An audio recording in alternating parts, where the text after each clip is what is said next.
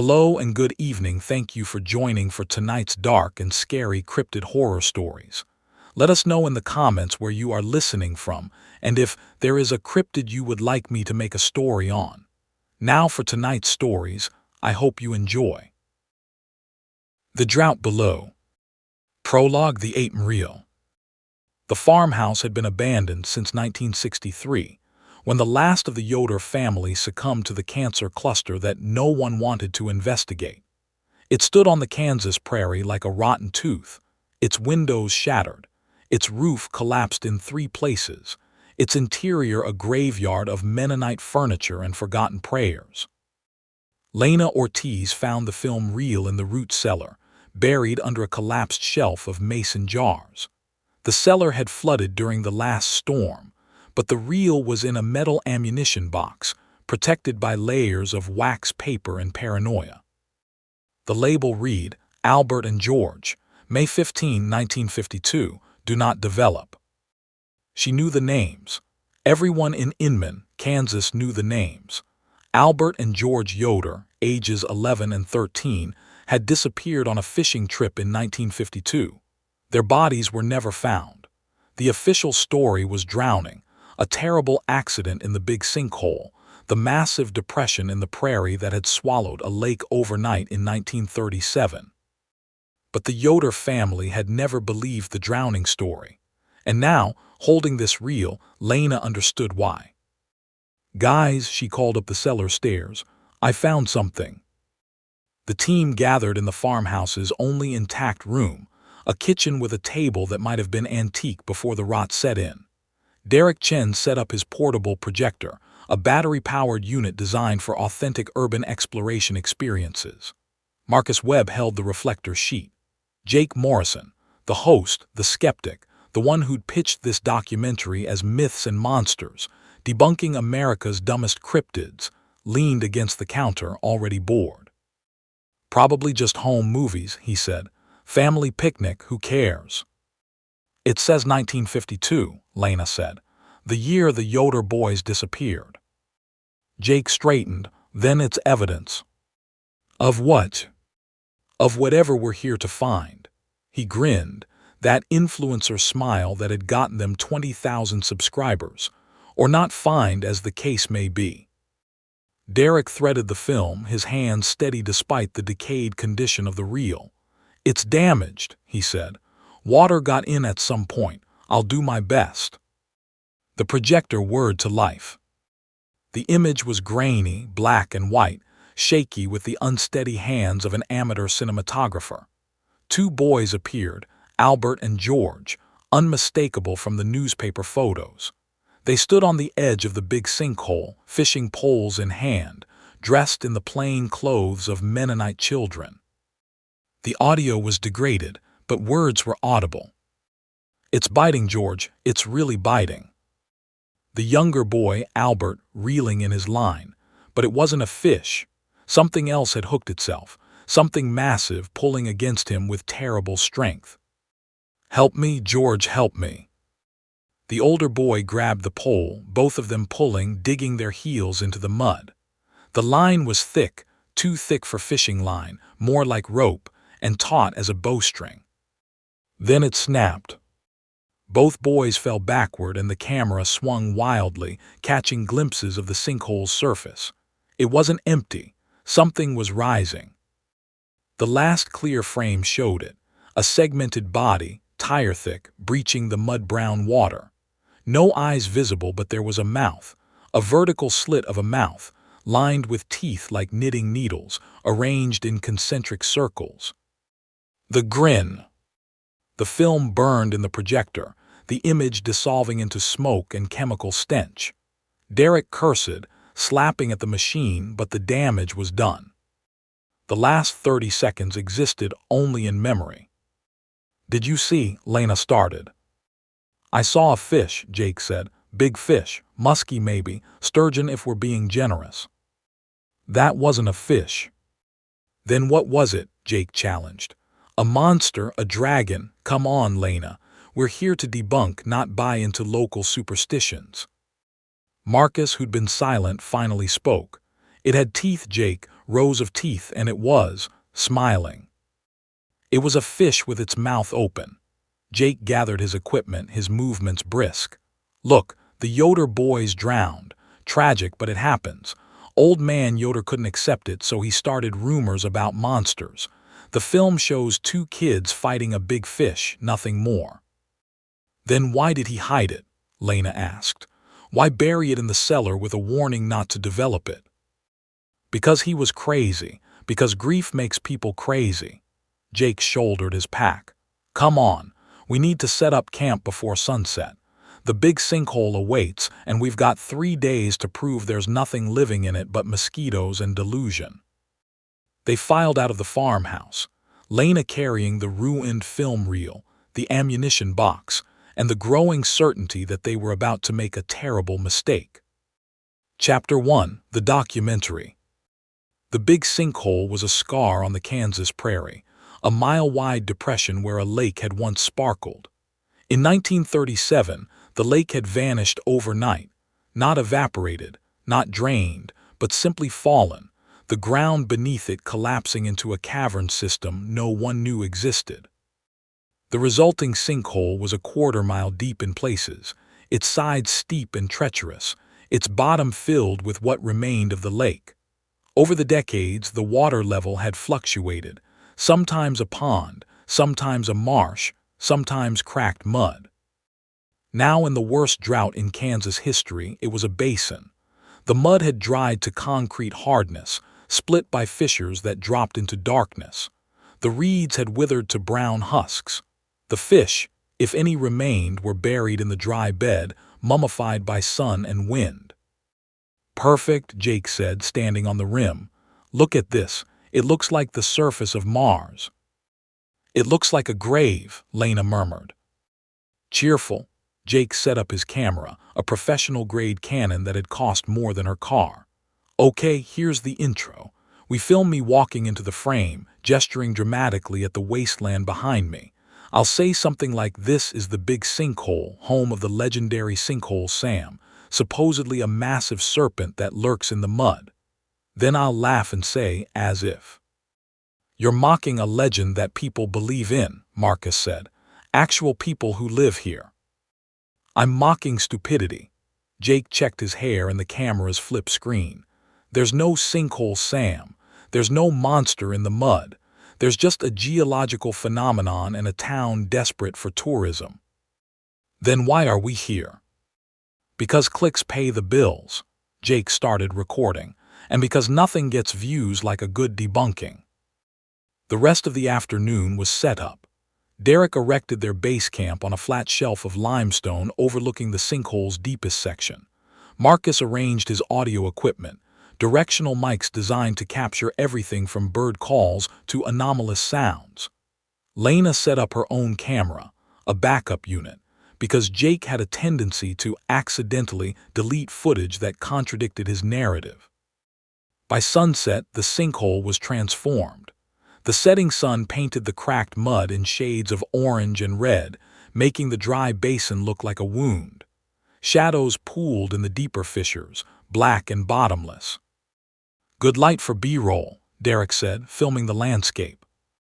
Save your batteries, Jake said. We're here for 3 days, pace yourself. They ate MREs around a small camp stove, no open fires, per the county's drought restrictions, and talked about the footage from the farmhouse. I've stabilized what I could, Lena said, showing the team her laptop screen. The enhanced frames were grainy but clearer than the projection. The creature's body was definitely segmented, not smooth like a snake but ridged, armored like an earthworm or a centipede. The tail was visible in one frame and it wasn't reptilian. It was fluked, like a whale's, designed for propulsion through thick liquid. It swims in mud, Marcus said, not water, mud. That's impossible, Jake scoffed. Nothing swims in mud, mud's too viscous. Then what is it? A fake. The film's degraded, damaged. What we're seeing is a combination of water damage, chemical decay, and wishful thinking. Jake stood, stretching. I'm turning in. First light tomorrow, we do a proper survey of the sinkhole. We find the truth, which is that there's nothing here but dirt and old stories. He retreated to his tent, leaving the others in uncomfortable silence. He's wrong, Lena said quietly. He's always wrong, Derek replied, but he's also the one with the Patreon subscribers. That doesn't make him right about this. No, Derek powered down his camera, but it means we have to prove it with evidence, with something he can't explain away. And if we find something he can't explain away. Marcus, who'd been staring at the sinkhole, finally spoke. Then we run fast. Chapter 2, The Disappearance. Derek heard it first. He was on night watch, sitting by the embers of their camp stove, scrolling through his phone. The others were asleep, Lena in her tent, Marcus and Jake sharing the larger one. The night was clear, stars blazing overhead, the only sound the whisper of wind across dry grass. Then wet. A sound like fabric being dragged through water, like something heavy pulling itself across mud. It came from the sinkhole, from the direction of the deepest fissure. Derek stood, his heart hammering. He grabbed his flashlight, aimed it at the sinkhole. Nothing, just cracked mud and shadows. Hello, his voice cracked. Anyone there? The sound came again, closer now, behind him. He spun, flashlight beam sweeping the campsite. Empty. The tents were dark, the equipment undisturbed. Guys, he raised his voice. Guys, I think there's something. The mud breathed. That was the only way Derek could describe it later. The ground itself seemed to inhale, a section of dry crust sinking with a wet, sucking sound. And from that depression, something moved. He saw it in fragments. A flash of dark hide, the gleam of wetness, a shape that didn't register as animal or machine but as wrong. It was the size of a tree trunk, whatever it was, and it moved with terrible speed across the dry basin. Derek ran for his tent, screaming. By the time the others emerged, armed with flashlights in terror, the sinkhole was silent again. But Derek's tent was empty, his sleeping bag discarded, his phone lying in the dirt.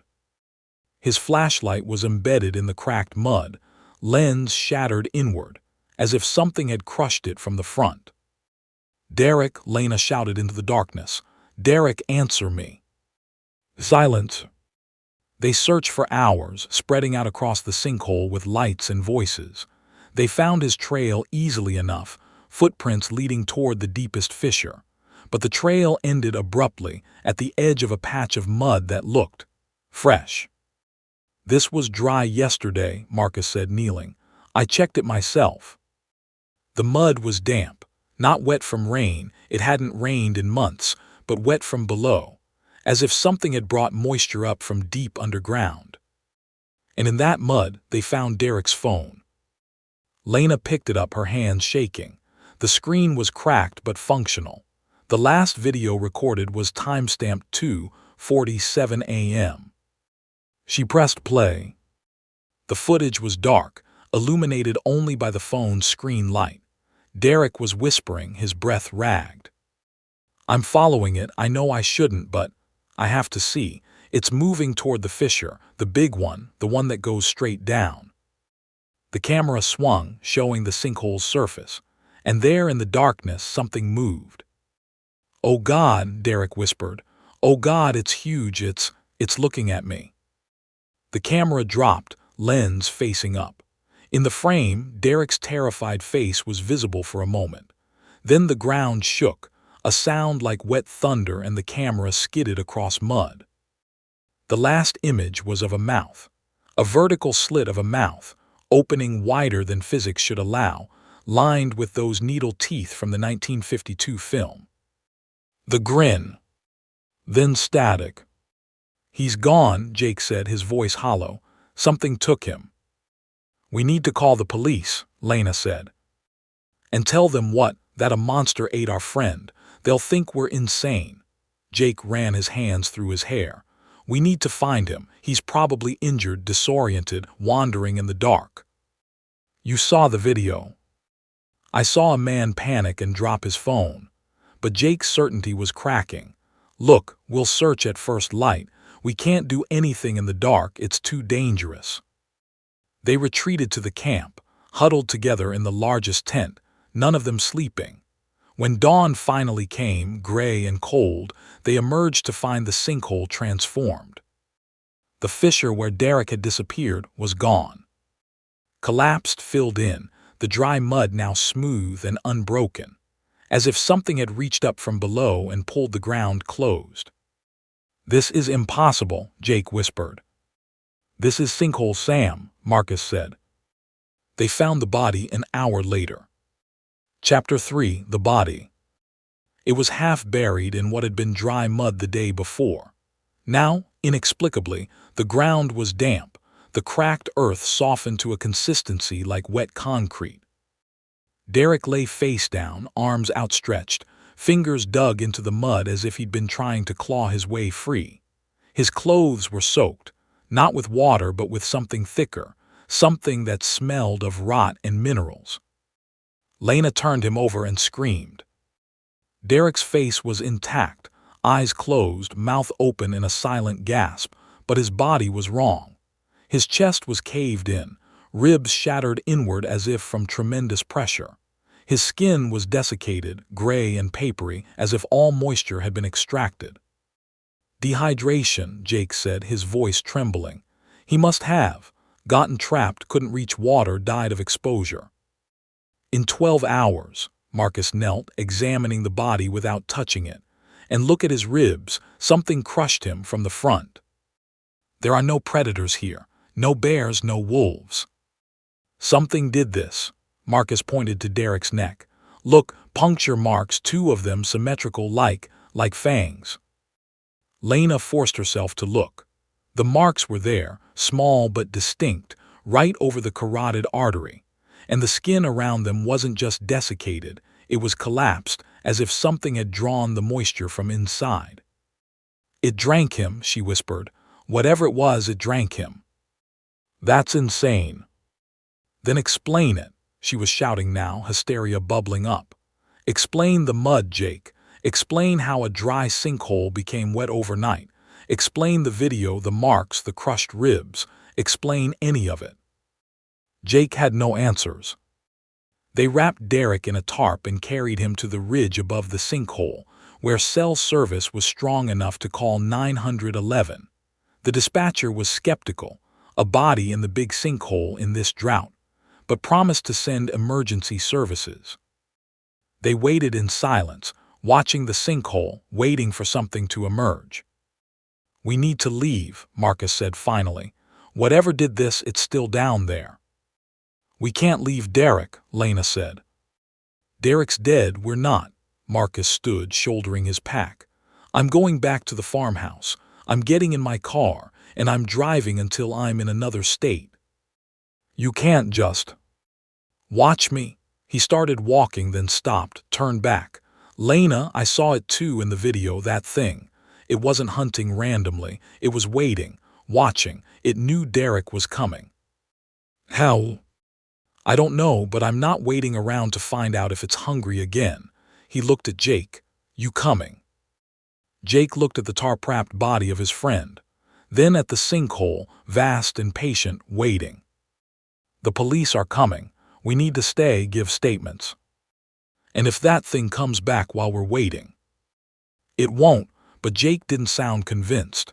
It's nocturnal, whatever it is. It won't come out in daylight." Marcus laughed, bitter and broken. "You don't know that, you don't know anything."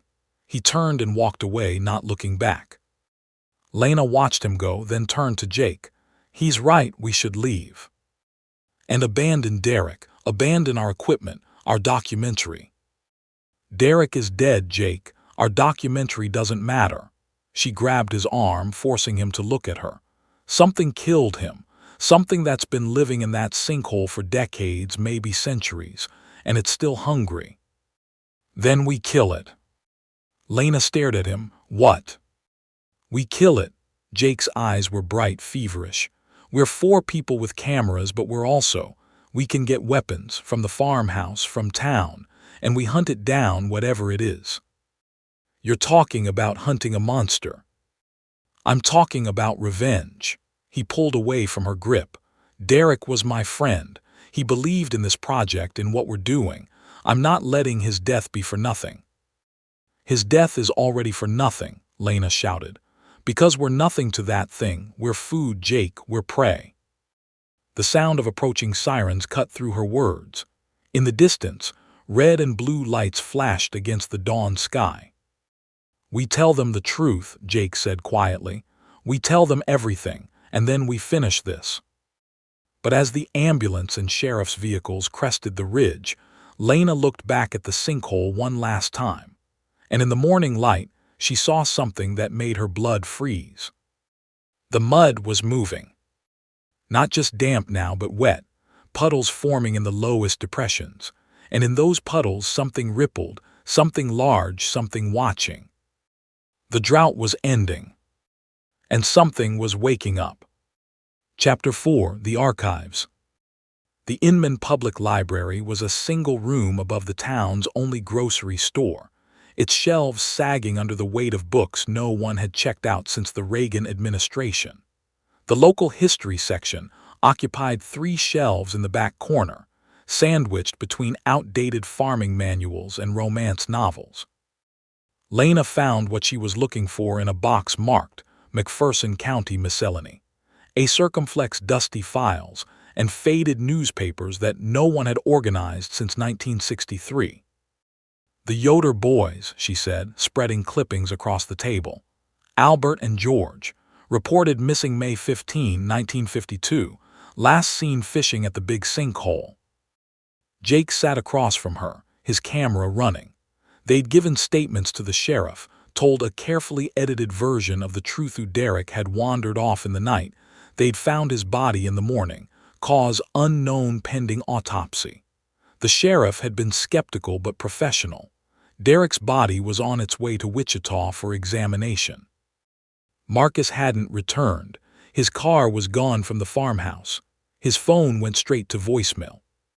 What else? Jake asked. The official story is drowning. Both boys fell in, couldn't climb out, drowned in the mud. But there's no bodies. Lena pulled out another clipping. Search teams dragged the sinkhole for weeks, found their fishing poles, their tackle box, even one of Albert's shoes, but no bodies, no clothes, nothing. Animals could have scavenged them. In mud, underwater, Lena shook her head. And look at this. She produced a photocopied page from what appeared to be a church ledger. This is from the Inman Mennonite Church, May 20, 1952, 5 days after the disappearances. She read aloud. Elder Yoder reports vision of his sons in the deep place. They are not dead, he claims, but changed. The deacon has advised prayer and fasting. The congregation is concerned. Changed? Jake leaned forward. Changed into what? That's not in the record. Lena pulled out more documents. But there's something else. Look at the dates of other disappearances. 1923. 4 teenagers swimming in the sinkhole when it was still a lake. 1937, a circumflex, the year the sinkhole formed. A surveyor named Charles Dewey claimed to see something massive in the water, something unlike any serpent known to man. Dewey? Jake recognized the name. He wrote that article, The Kansas Dragon. Published in the Wichita Beacon, 1937. He claimed the sinkhole was inhabited by a creature he called Sinkhole Sam, a massive, eel-like beast that fed during droughts. And everyone thought he was crazy. But he wasn't the first. Lena produced a leather-bound journal, its pages yellowed with age. This was in the box too, a diary kept by Jacob Hebert, a Mennonite elder who lived near the sinkhole in the 1890s. She opened to a marked page. The elders have spoken. The creature in the well is not a demon as the preachers claim. It is older than demons. It was here before the grasslands, before the floods, before the coming of man. The Shawnee knew it. They called it the swallower. They made offerings to deer, cattle, sometimes the sick and dinga to keep it asleep. Offerings, Jake repeated. Human offerings. The sick and dying.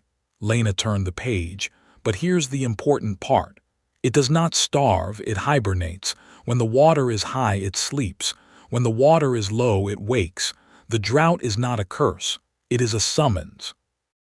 She looked up at Jake. The drought, it's not just weather, it's a cycle. The creature wakes when the water level drops.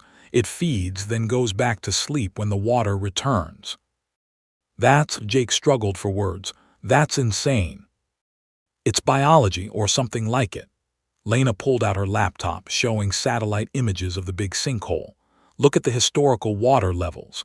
1923, a circumflex severe drought. 4 disappearances. 1937, a circumflex the sinkhole forms during another drought. Dewey's sighting. 1952, a circumflex Albert and George.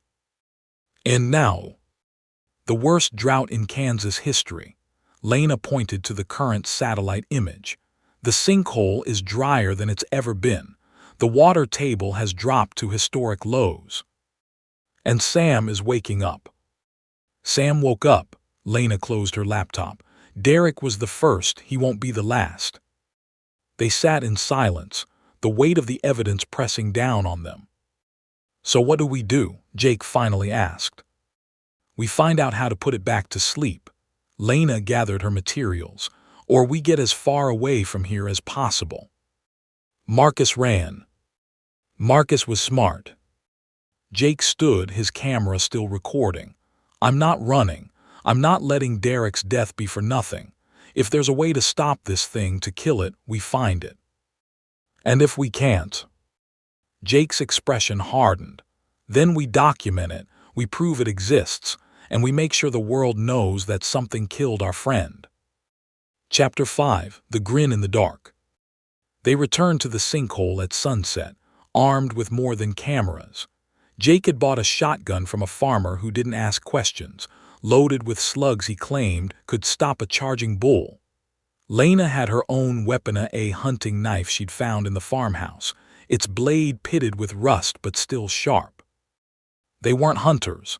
They were desperate people, and desperation made them dangerous. The campsite was as they'd left it, Derek's tent still standing, his belongings undisturbed. The ridge where they'd found his body was visible in the fading light, a dark line against the orange sky.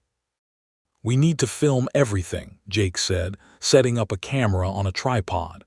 If something happens, if we don't make it back, someone needs to find this footage. You think we're going to die here? I think Derek died here. Jake checked his shotgun, chambering a round, and I'm not joining him without a fight. Lena set up her own camera, aimed at the sinkhole's deepest section. The shadows were pooling now, darkness rising from the cracked earth like groundwater, and in those shadows something moved. Jake, I see it. The movement was subtle at first, a ripple in the dry mud, a shift in the pattern of cracks. Then it became more pronounced. The ground was breathing, rising and falling in slow, rhythmic pulses. It's coming up, Lena whispered. Stay behind me. Your shotgun wanta. The mud erupted. A column of wet earth shot into the air, raining down in clods and gobs. Through the haze, something emerged, not fast but inevitable, like a mountain rising from the sea. It was massive. 15 feet, maybe 20, of segmented body, each section armored with chitinous plates that gleamed in the dying light. The skin was dark, almost black, slick with moisture that shouldn't exist in the drought. And the head, dear God, the head was a nightmare of curves and angles. No eyes that Lena could see, but there were other organs. Pits along the snout, perhaps sensory. And the mouth of the Grinu was everything the 1952 film had promised. A vertical slit, running from where a chin should be to where a forehead might be. Not opening side to side, but up and down, a mouth designed not for chewing but for swallowing whole. And the teeth are rows of them, concentric rings, overlapping like the plates of an armadillo, each one needle-sharp and the size of her finger. The mouth opened wider, the jaw unhinging in a way that violated anatomy. Inside, beyond the teeth, there was darkness deeper than the night. a throat that seemed to go on forever. "Shoot it," Lena screamed. Jake fired. The shotgun blast was thunder in the stillness. The slug struck the creature's flank, making it actually flinch, but the armor absorbed the impact. A chip of chitin flew off, but the beast didn't retreat. It didn't even seem annoyed. It turned toward them. The mouth closed, the teeth interlocking with a sound like guillotines. Then it moved, faster than something that size should move, flowing across the mud like water itself. "Run!" Jake grabbed Lena's arm, pulling her toward the ridge. They ran, stumbling over rocks and roots, the shotgun clutched in Jake's hand like a talisman. Behind them the creature followed, not hurrying, not rushing, simply pursuing. Lena risked a glance back and wished she hadn't. The creature was rising, its body straightening from the horizontal, the mouth opening again. And from that mouth something emerged, not a tongue, but something worse. A proboscis, maybe, thick as a man's thigh, lined with smaller mouths, each one snapping independently. "Don't look back," Jake shouted. They reached the ridge, scrambled up the slope, their shoes slipping on loose scree. At the top they paused, gasping, and looked down. The creature had stopped at the base of the ridge. It reared up, the front third of its body vertical now, the mouth pointing toward them like a cannon. The proboscis waved in the air, tasting, testing. Then it sang. The sound was like nothing Lena had ever heard. Not a roar, not a hiss, but a chord of multiple tones harmonizing in frequencies that made her teeth ache. It was beautiful and terrible, a siren song that made her want to step forward, to climb down, to offer herself. "Don't listen," Jake gasped, his hands over his ears. "Don't listen to it." But Lena was listening. She was stepping forward, drawn by the song, by the promise of something wonderful in that dark throat. She could see it now, in her mind's eye, a place of peace, of rest, of no more pain or fear or loneliness. All she had to do was go to it. All she had to do was let it swallow her. Jake's hand on her shoulder jerked her back. "Lena, snap out of it." She blinked, the song fading, the compulsion breaking. What was that? "How it hunts." Jake's face was pale in the moonlight. "It doesn't chase, it calls," and we almost answered. The creature had stopped singing. It watched them with those invisible eyes, the proboscis retracting into its throat. Then slowly, it lowered itself back to the mud and began to retreat, sliding back toward the sinkhole's depths. It wasn't giving up, Lena realized. It was just waiting. Waiting for them to come down, waiting for the drought to deepen, for the water to retreat further, for its hunting grounds to expand. "We need to get off this ridge," Jake said. "Now." They climbed down the far side, away from the sinkhole, and didn't stop walking until they reached the farmhouse, 3 miles distant. By then, the moon was high, and the sinkhole was a dark blot on the horizon. But they could still hear the singing, faint and beautiful, calling them back. Chapter 6: The Bottomless Well. They barricaded themselves in the farmhouse, pushing furniture against the doors, boarding up the windows with planks from the collapsed barn. Not that it would help if the creature tunneled through mud and stone. Wood wouldn't slow it down. But it made them feel safer. Lena spent the night poring over Hebert's diary, looking for answers.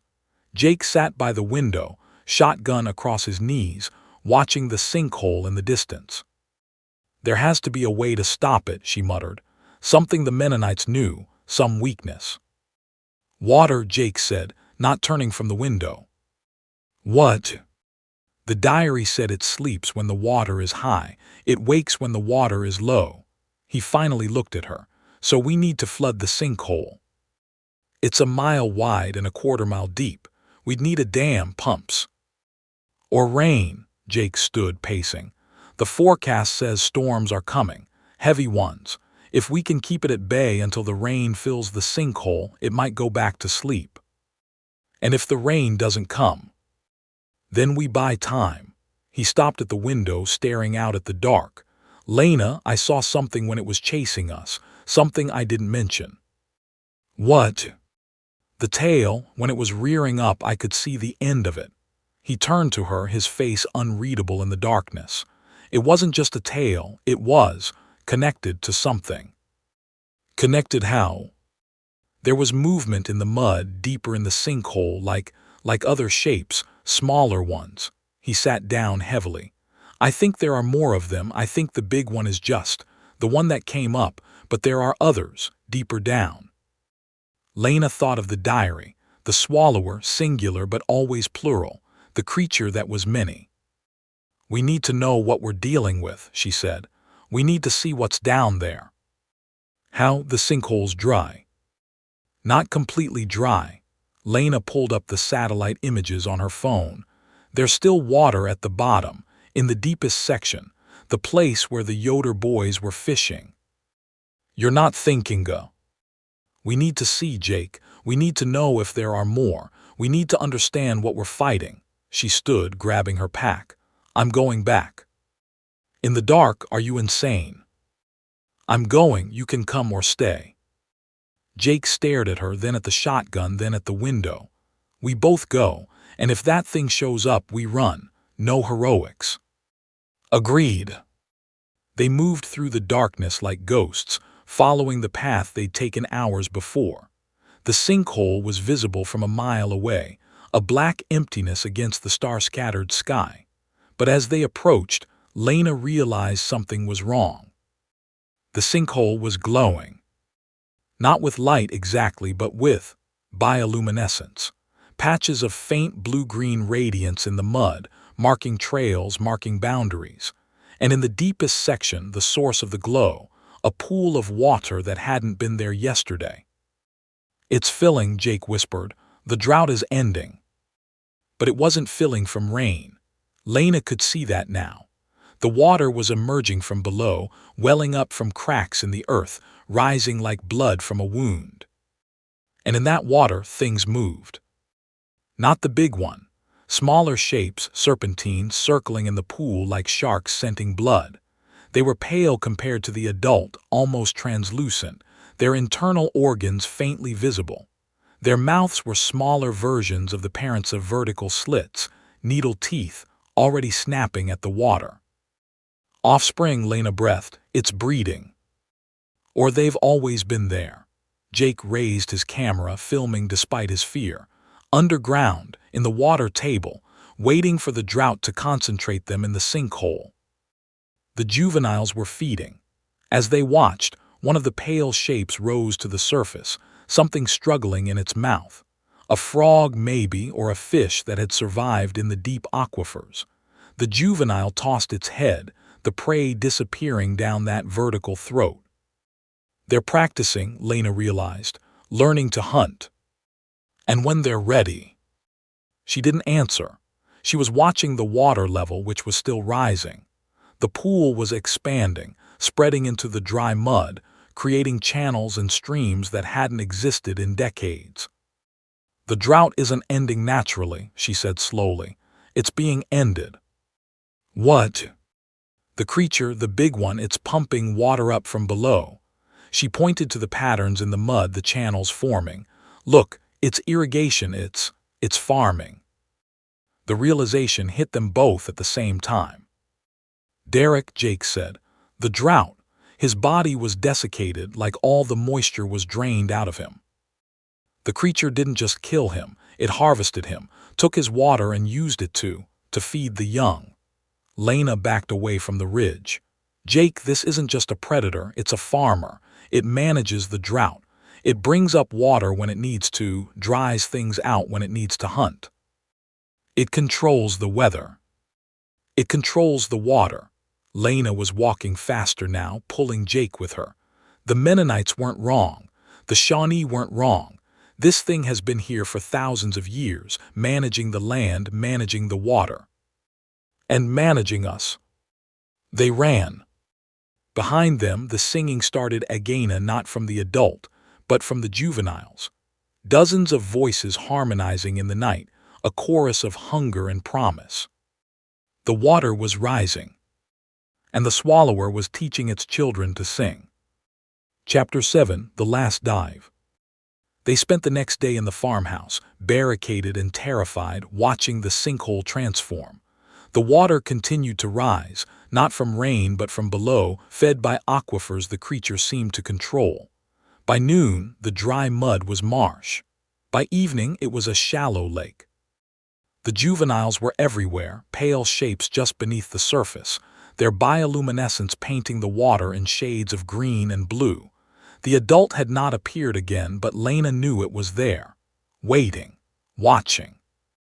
The water level determines its range, she said, poring over maps of the watershed. When the sinkhole is dry, the creature is trapped in the deep caverns. But as the water rises, it can move through connected aquifers, through underground rivers. It can go anywhere there's water, Jake finished. Any well, any spring, any basement with a cracked foundation. The drought concentrated it, now the flood will free it. Lena looked up at him. We can't stop it, Jake. We can't kill it. The only thing we can do is document it and warn people. And then we run, like Marcus did, like we should have done. Jake was silent for a long moment. I'm going back, he said finally. What? The water is rising. The creature will be active. He checked his shotgun, his last 3 shells. If I can get close enough, if I can hit the mouth, the throat. You'll die. Maybe, he stood, shouldering his pack. But if I can hurt it, slow it down, give people time to evacuate. The town doesn't believe us. The sheriff thinks we're crazy. Then we make them believe. Jake pulled out his phone, checking the battery. I'm going to stream this, live, everything we know, everything we've seen, and then I'm going to kill that thing or die trying. Jake Donta. Derek died because we mocked him, because we didn't believe what he saw. Jake's voice cracked. I won't make that mistake again. He walked out before she could stop him. Lena followed, because she couldn't let him go alone, and because some part of Hera, the part that had become obsessed with the truth and needed to see the end. The sinkhole was unrecognizable. Where dry mud had cracked under the sun, water now pooled and streamed. The juveniles were visible everywhere, circling in the shallows, their bioluminescence turning the night into a nightmare aquarium. And in the center, where the water was deepest, the adult waited. It had grown, or perhaps it had simply uncoiled. The body stretched across the entire sinkhole, segmented plates rising and falling with breaths that weren't breaths, that were the movement of water through gills. The head reared up, 30 feet of neck supporting that terrible face, that vertical grin. Jake, Lena whispered, please. He was already walking toward it, phone raised, recording. This is Jake Morrison, he said, his voice steady despite his fear. I'm at the big sinkhole in Inman, Kansas. Behind me is a creature that shouldn't exist, a predator that has lived here for millennia, and I'm going to show the world that it's real. The creature turned its head, the invisible eyes fixed on Jake. It's watching me, he continued. It knows I'm here, it's intelligent or something like it. It doesn't hunt randomly, it selects. He stopped 20 feet from the water's edge. The creature hadn't moved, hadn't attacked, it simply watched. I think, Jake said, his voice dropping to a whisper, I think it wants me to come closer. Jake, no. He looked back at her, smiled, and stepped into the water. The ground liquefied beneath him. Not mud, not water, but something in between a quicksand that hadn't been there seconds before. Jake sank to his knees, then his waist, the wet earth pulling him down. He struggled, trying to climb out, but the ground flowed like water. Lena, help me. She ran, but the mud between her and Jake was suddenly treacherous, becoming fluid where it had been solid. The creature was doing this. The creature was controlling the consistency of the earth itself. Jake sank to his chest, then his shoulders, still holding his phone, still recording. It's pulling me down, he said, his voice eerily calm. Into the sinkhole, into its world. Fight it, Lena screamed. Climb. I can't. He was up to his neck now, the mud flowing around him like warm water. "Lena, I can see it, down there, the caverns there. They're beautiful." The creature sang. The sound washed over them, that multitonal harmony that promised peace, promised rest, promised an end to fear. And in that song, Jake relaxed. The panic left his face, replaced by something like wonder. "It's showing me," he whispered. "The underground sea, the place where it lives, where it keeps them." "Keeps who?" "The others." Jake's eyes were unfocused, staring at something Lena couldn't see. "The Yoder boys, Derek. They're not dead, Lena, they're changed down there in the water." The creature lowered its head, the mouth opening wide, the proboscis extending toward Jake. "It's not eating me," Jake said, his voice dreamy. It's recruiting me, like it recruited them." Jake fighted. "I don't want to," he smiled, genuinely smiled as the proboscis touched his forehead. "It feels so warm, Lena, so safe. No more pain, no more fear, just the water." The proboscis latched on. Jake's body convulsed, his mouth opening in a scream that became a gurgle. The creature's throat worked, muscles rippling, and something passed between Thema, not blood, but something else, something that made Jake's skin shrivel, desiccate, turn gray and papery. The drought had taken Derek. The flood was taking Jake. He sank beneath the surface, the mud closing over him without a ripple, as if he'd never been there at all. The creature turned to Lena. She ran. Chapter 8. The feed continues. She didn't stop running until she reached the farmhouse, until she was inside with the door barred, her back against the wood, her breath coming in ragged gasps. Jake was gone. Not dead. The creature hadn't killed Hema, not in the way animals kill prey. It had taken him, changed him, recruited him. She pulled out her phone, her hands shaking. Jake's livestream had cut off when he sank, but the video was still on his channel. She watched it, watched herself watching Jake die, and felt something break inside her. Then she saw the comments. "Fake, obviously CGI. Dude is a great actor, I'll give him that. Anyone know if this is part of a movie?" No one believed it. No one believed any of it. Lena laughed, the sound hysterical, broken. She'd seen the creature. She'd seen it take Derek, take Jake, seen it rise from the mud like a god of the deep. And the world thought it was entertainment. She was still laughing when the water started rising. It came from the basement, first a trickle, then a flood, welling up through cracks in the foundation. The creature was extending its range, pushing water through the aquifers, through the groundwater, following her. She grabbed her pack, her cameras, her evidence, and ran upstairs. The second floor was safe for now, but she could hear the water below, rising, searching. From the window she could see the sinkhole. It was glowing, the bioluminescence brighter than before, the juveniles circling in a frenzy. And in the center the adult was surfacing again, its head rearing up, the mouth opening. It was calling her. The song drifted across the prairie, beautiful and terrible, promising peace, promising an end to pain. And Lena, exhausted, terrified, felt herself responding. She wanted to go to it, wanted to sink into the warm mud, to let the water take her, to join Derek and Jake and the Yoder boys in that dark paradise beneath the earth. But she didn't. She broke a window, climbed onto the roof, and waited for dawn. The water stopped rising at midnight, as if the creature had decided she wasn't worth the effort. Or perhaps it was sated, full of Jake and Derek and whatever else it had taken in the night. She slept fitfully, waking at every sound, every shift in the wind. When dawn came, the water had receded, leaving the farmhouse's lower floor a ruin of mud and rot. The sinkhole was calm again, deceptively peaceful, a simple depression in the prairie. But Lena knew better now. She gathered what equipment she could salvage and walked to the road, 3 miles distant. She didn't look back, didn't dare. She reached the highway by noon and hitched a ride to Inman, where she rented a car using the last of her savings. She drove to Wichita, to the newspaper, to anyone who would listen.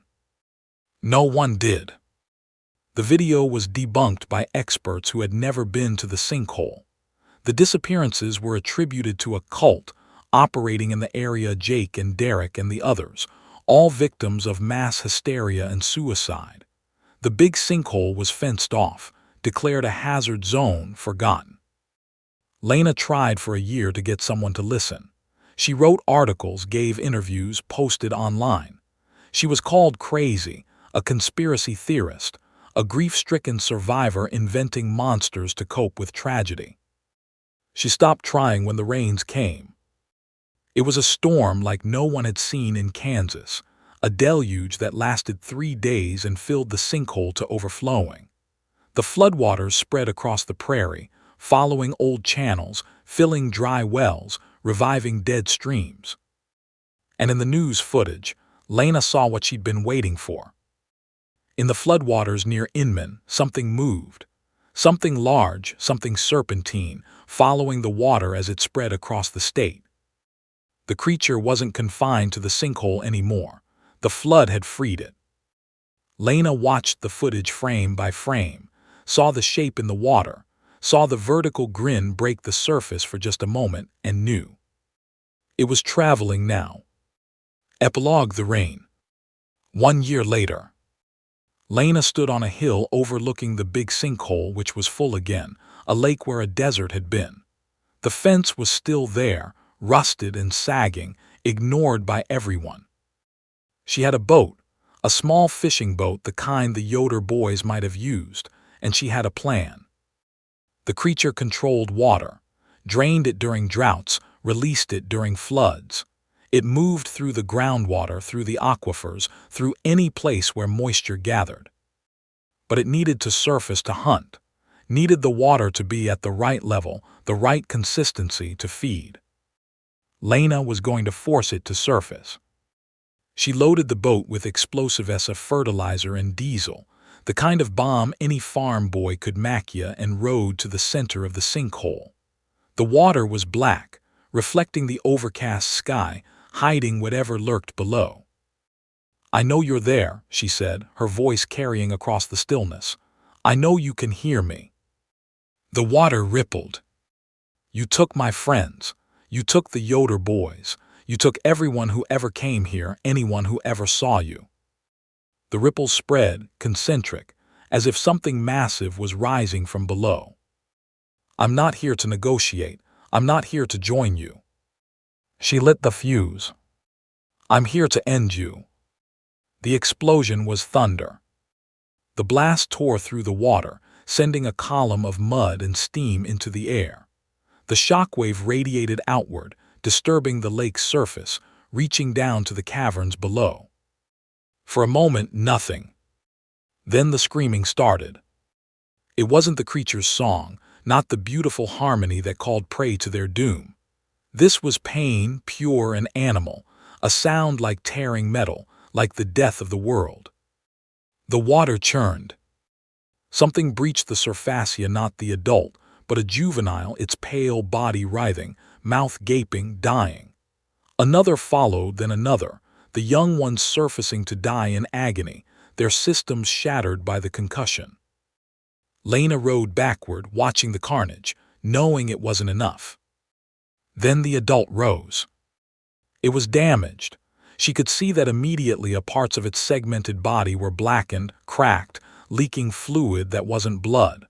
One of its sensory pits was torn, oozing. But it was still alive, still dangerous, and it was angry. The mouth opened, wider than she'd ever seen, the vertical grin spreading from horizon to horizon. The proboscis emerged, thick and dripping, questing for her. Lena had one more weapon. She pulled the trigger on the flare gun she'd hidden in her jacket. The flare struck the creature's open mouth, burning magnesium igniting in the wet tissues, fire consuming what should have been incombustible. The creature screamed again, thrashing, its body smashing against the boat, nearly capsizing it. She fired again. The third flare went down the throat, into the darkness, and the creature convulsed. Its body went rigid, then limp, the mouth closing, the vertical grin becoming a line. It sank. Lena watched it descend, the pale body disappearing into the black water, trailing smoke and fluid. She waited for it to rise again, to attack again, but the water was still. She had killed it. Or so she thought. She made it to shore, exhausted, triumphant, her clothes soaked with water and monster blood. She pulled out her phone, ready to call the news to tell the world to finally Pravia. The water moved. Not the adult. That was dead or dying, but something else. Something smaller, something that had been hiding in the deep, waiting for the adult to die. A new adult, or the mate, or something else entirely. It rose slowly, its body different from the first, a darker, older, covered in scars that suggested centuries of survival. Its mouth opened, the grin wide and welcoming, and it sang. But not to Lena. To the sky. The song was different this time.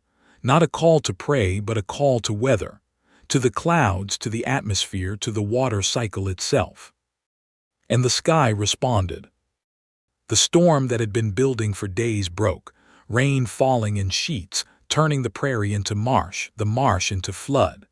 The sinkhole overflowed, water spreading in all directions, following channels, filling hollows. The creature rode the flood, its body undulating with the current, moving south and east, toward the rivers, toward the cities, toward the millions of people who didn't know it existed. Lena watched it go. She had killed one, but there were more. There had always been more. She walked to her car, got in, and started the engine. She had one last thing to do. She drove to the local news station in McPherson, walked into the studio during the evening broadcast, and held up her phone. "This is real," she said as security rushed toward her. "This is happening, and you need to warn people before it's too late." They dragged her out, of course. Called the police, had her arrested for trespassing, for disturbing the peace, for being crazy. But the video was out there now, posted by someone in the studio audience, shared across social media, impossible to suppress. People watched, people saw, people began to ask questions. And in the weeks that followed, as the flood spread across Kansas, as something massive moved through the waterways, people began to believe. Too late, perhaps, but they believed. Lena sat in her cell, watching the news reports, the footage of flooded towns, of missing persons, of something glimpsed in the water. She had done what she could. The rest was up to the world. The final footage came 3 months later. A fishing boat on the Missouri River near Kansas City. 2 men drinking beer, enjoying the sunset. Then the lines went taut. Not one line, all of them, simultaneously. The camera caught the men's expressions of confusion, then fear, then terror. They struggled with their poles, trying to reel in, but whatever had hooked them was too strong. The boat began to move. Not drift, move, toward the center of the river, toward something waiting below. The last frame showed it, a vertical slit of a mouth, breaking the surface, teeth like knitting needles, arranged in concentric circles. The grin. The screen went black. But the audio continued for another 30 seconds. The sound of screaming, the sound of water rushing, the sound of something feeding. Then silence. Lena was released from custody 6 months later, when the government finally acknowledged that something was living in the Midwest waterways. They didn't call it a monster. They called it an undiscovered aquatic species and declared the rivers hazardous. But people knew. People remembered the stories, the Yoder boys, the fishermen, the floods. Sinkhole Sam had a name now. It had a face. It had a reputation. And it was still hungry. Lena moved to the coast, to California, where the water was salty and the creatures were whales. She wrote a book about her experiences, found an audience, made a living telling people about the monster in the mud. She never went back to Kansas. But sometimes, late at night, when the rain was heavy on the roof, she would hear it. The song, the call, the promise of warm water and no more pain. And some nights, when the rain was heaviest, she would walk to the beach and stand at the water's edge, wondering if it had found her, if it was waiting, if it remembered. The water was patient. So was she. The Red Light, a novel of cosmic invasion. Prologue: The Falling Star. September 12, 1952, Braxton County, West Virginia. The boys were playing in the woods when the sky tore open. Eddie Bennett was 12 years old enough to know better than to be scared of the dark, but young enough still to feel the thrill of it. The way the shadows between the trees seemed to hold secrets, the way the wind sounded like whispers when it moved through the leaves. His brother Tommy was 10, too reckless for caution, too fearless for sense. Their friend Freddie was 11, the careful one, the one who always suggested they go home before trouble found them. They never listened to Freddie. It was 7:15 p.m., the sky still holding the last purple light of sunset, the stars beginning to prick through in the east. They had built a fort in the hollow of a fallen oak, a hideout stocked with pilfered cigarettes and comic books and plans for adventures that would never happen. They were kings of the woods, lords of nothing, masters of their small, secret world. Then the world ended. "What's that?" Freddie asked, pointing up. They looked. At first, nothing. Then, yes, there, a light, red and pulsing, moving too fast to be a plane, too slow to be a shooting star. It streaked across the darkening sky, leaving a trail of fire in its wake, and they felt the heat of it on their faces, felt the air shake with its passage. "Airplane crash," Tommy said, always the first to claim certainty. "That's not a plane," Eddie said. He didn't know how he knew, but he knew. That light was wrong. The color was wrong. The way it moved was wrong. It was falling toward Farmer Bailey's land. "We should tell someone," Freddie said. "We should see it first," Tommy countered. "We could be famous. First kids on the scene." "It's getting bigger," Eddie whispered. It was. The light was swelling as it descended, growing from a point to a disk to something that filled the eastern sky, casting everything in red shadow. And the sound, not the roar of engines, not the whistle of falling debris, but something else. A hiss. A sound like steam escaping from a million kettles, like pressure building in pipes about to burst. "We need to run," Freddie said, and for once they listened. But not fast enough. The impact shook the ground like an earthquake, knocked them off their feet, sent Eddie's teeth clacking together so hard he tasted blood. The flash was blinding, even with their eyes closed, and the heat, God, the heat, like opening an oven door, like standing too close to a furnace. Then the smell hit them. Eddie would never forget that smell, would smell it in his dreams for the next 60 years, would wake up gagging from phantom memories of it in his old age. It was metal, but not clean metal. Metal that had been heated until it rotted. Metal that had been infected with something, corrupted, made foul. "Come on," Tommy gasped, pulling at Eddie's arm. "We gotta see." "No," Freddie said. He was on his knees, vomiting into the leaves, his face pale in the red light that still glowed from the east. "No, we gotta go. We gotta go now." "Don't be a baby," Tommy said, but his voice shook. Eddie looked at the light. It was still there, pulsing, throwing shadows that moved wrong. The trees between them and the impact site were silhouetted black against the red, and he thought he could see, something moving in those shadows, something tall, something that cast a shadow of its own, long and thin and wrong. "Tommy's right," he heard himself say. "We should see, we should tell people what we saw." He didn't believe it. Even as he said it, he knew it was the wrong choice, the dangerous choice, the choice that would haunt him forever. But he couldn't stop himself. The light pulled at him. The light wanted to be seen. They moved toward it, Freddie dragging behind, crying softly. The three of them picking their way through underbrush that seemed thicker than it should be, through shadows that seemed to reach for them, toward the red glow that filled the world. They were a quarter-mile away when they heard the dog. Bailey had a hound, a big mean thing that chased trespassers and kept the livestock safe. They had heard it bark 1,000 times, heard it howl at the moon, heard it snarl at strangers. They had never heard it scream. The sound cut through the night like a blade, a high, keening wail that was all wrong for a dog's throat. It rose and fell, and then silence. And then the smell again, stronger now, the metal rot stench mixed with something else. Something that made Eddie's stomach clench. "It's dead," Freddie whispered. "Something killed Bailey's dog." "We need to go back," Eddie said. Finally sense. Finally fear overwhelming curiosity. But Tommy kept walking. Tommy, who was fearless, who was reckless, who would be dead before he was 30. Tommy walked toward the red light, and Eddie followed, because Tommy was his brother, and Freddie followed, because they were his friends.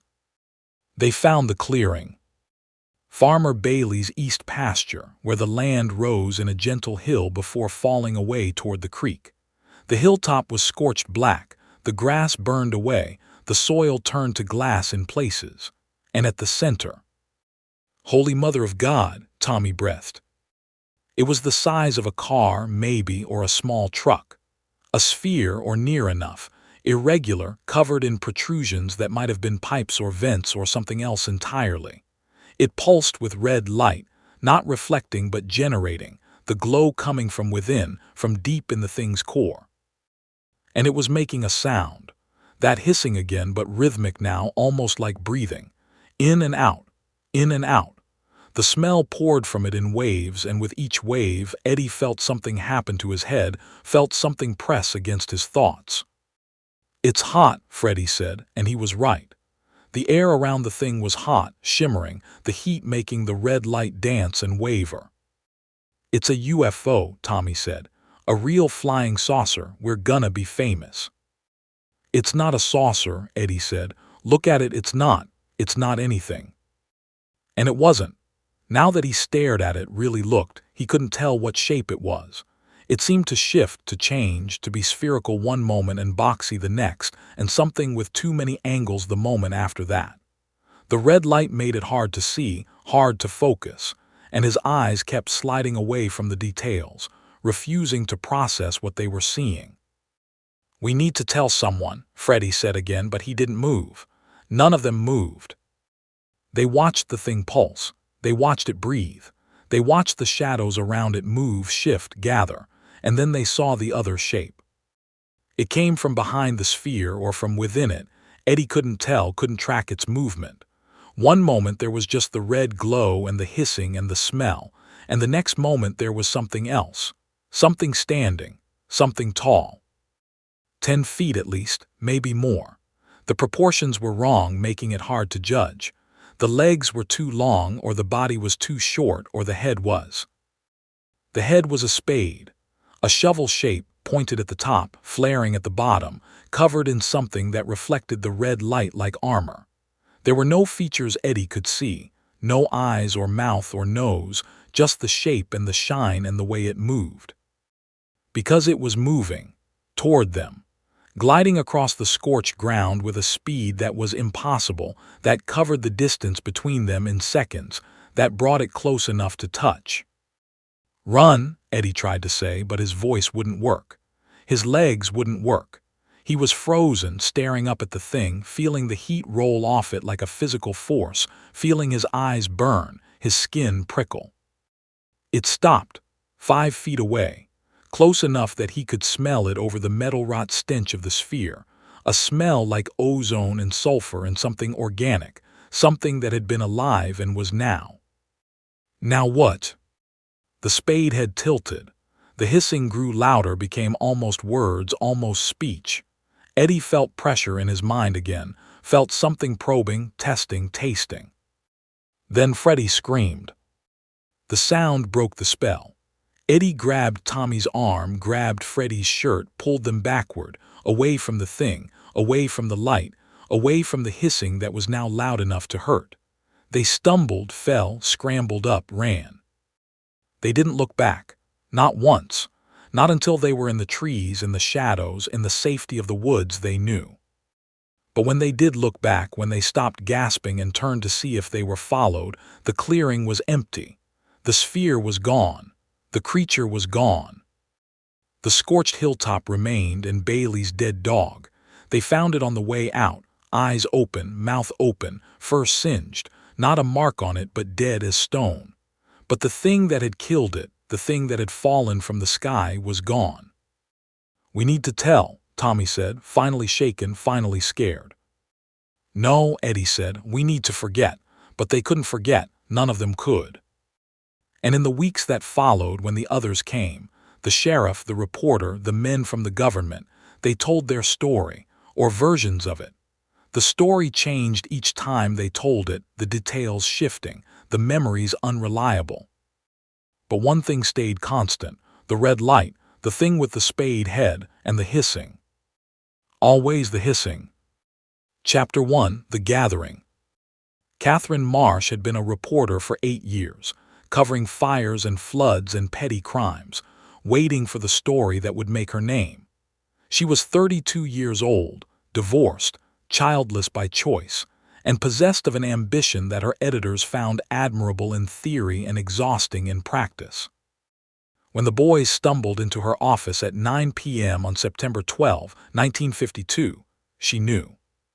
She knew this was it. "We saw something," the oldest one said, Eddie Bennett. She would remember his name later, remember all their names, but in that moment he was just a scared kid with ash on his face and trembling hands. Something fell. Something came down. Where? Bailey's farm, the east pasture. She grabbed her coat, her notebook, her camera. "Show me." It took 20 minutes to gather the others. Sheriff Malcolm Crowe, skeptical but dutiful. Farmer Bailey himself, furious about his dead dog but curious about the damage to his land. And Bailey's brother Hank, who had just returned from Korea, who had seen things in the war that made him less likely to dismiss strange stories. They drove in 2 cars, Catherine in the lead with the boys, the others following. The night was dark, clouded, the kind of darkness that felt like a physical weight. Catherine's headlights cut through it like knives, revealing trees and road and nothing else. "How far?" she asked. 2 miles, Eddie said, "maybe 3. "What exactly did you see?" The story came out in fragments. The light, the crash, the sphere, the creature, each detail more fantastic than the last, each witness. The other boys chimed in, correcting, contradicting, adding their own spin. By the time they reached Bailey's farm, Catherine had 3 different versions of events and a growing certainty that something had happened, even if it wasn't what the boys thought. They parked at the edge of the east pasture. The hilltop was visible in the distance, a darker shape against the night sky. There was no red light now, no glow, just darkness and the smell, that smell carried on the wind. "You wait here," Sheriff Crowe told the boys. "Malcolm, you stay with them." "I want to see," Bailey said. "Suit yourself."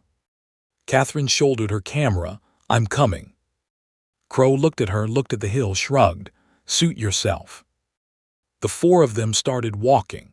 Crowe with his service revolver drawn, Bailey with his shotgun, Hank with a flashlight and a hunting knife, Catherine with her camera, and a heart hammering against her ribs.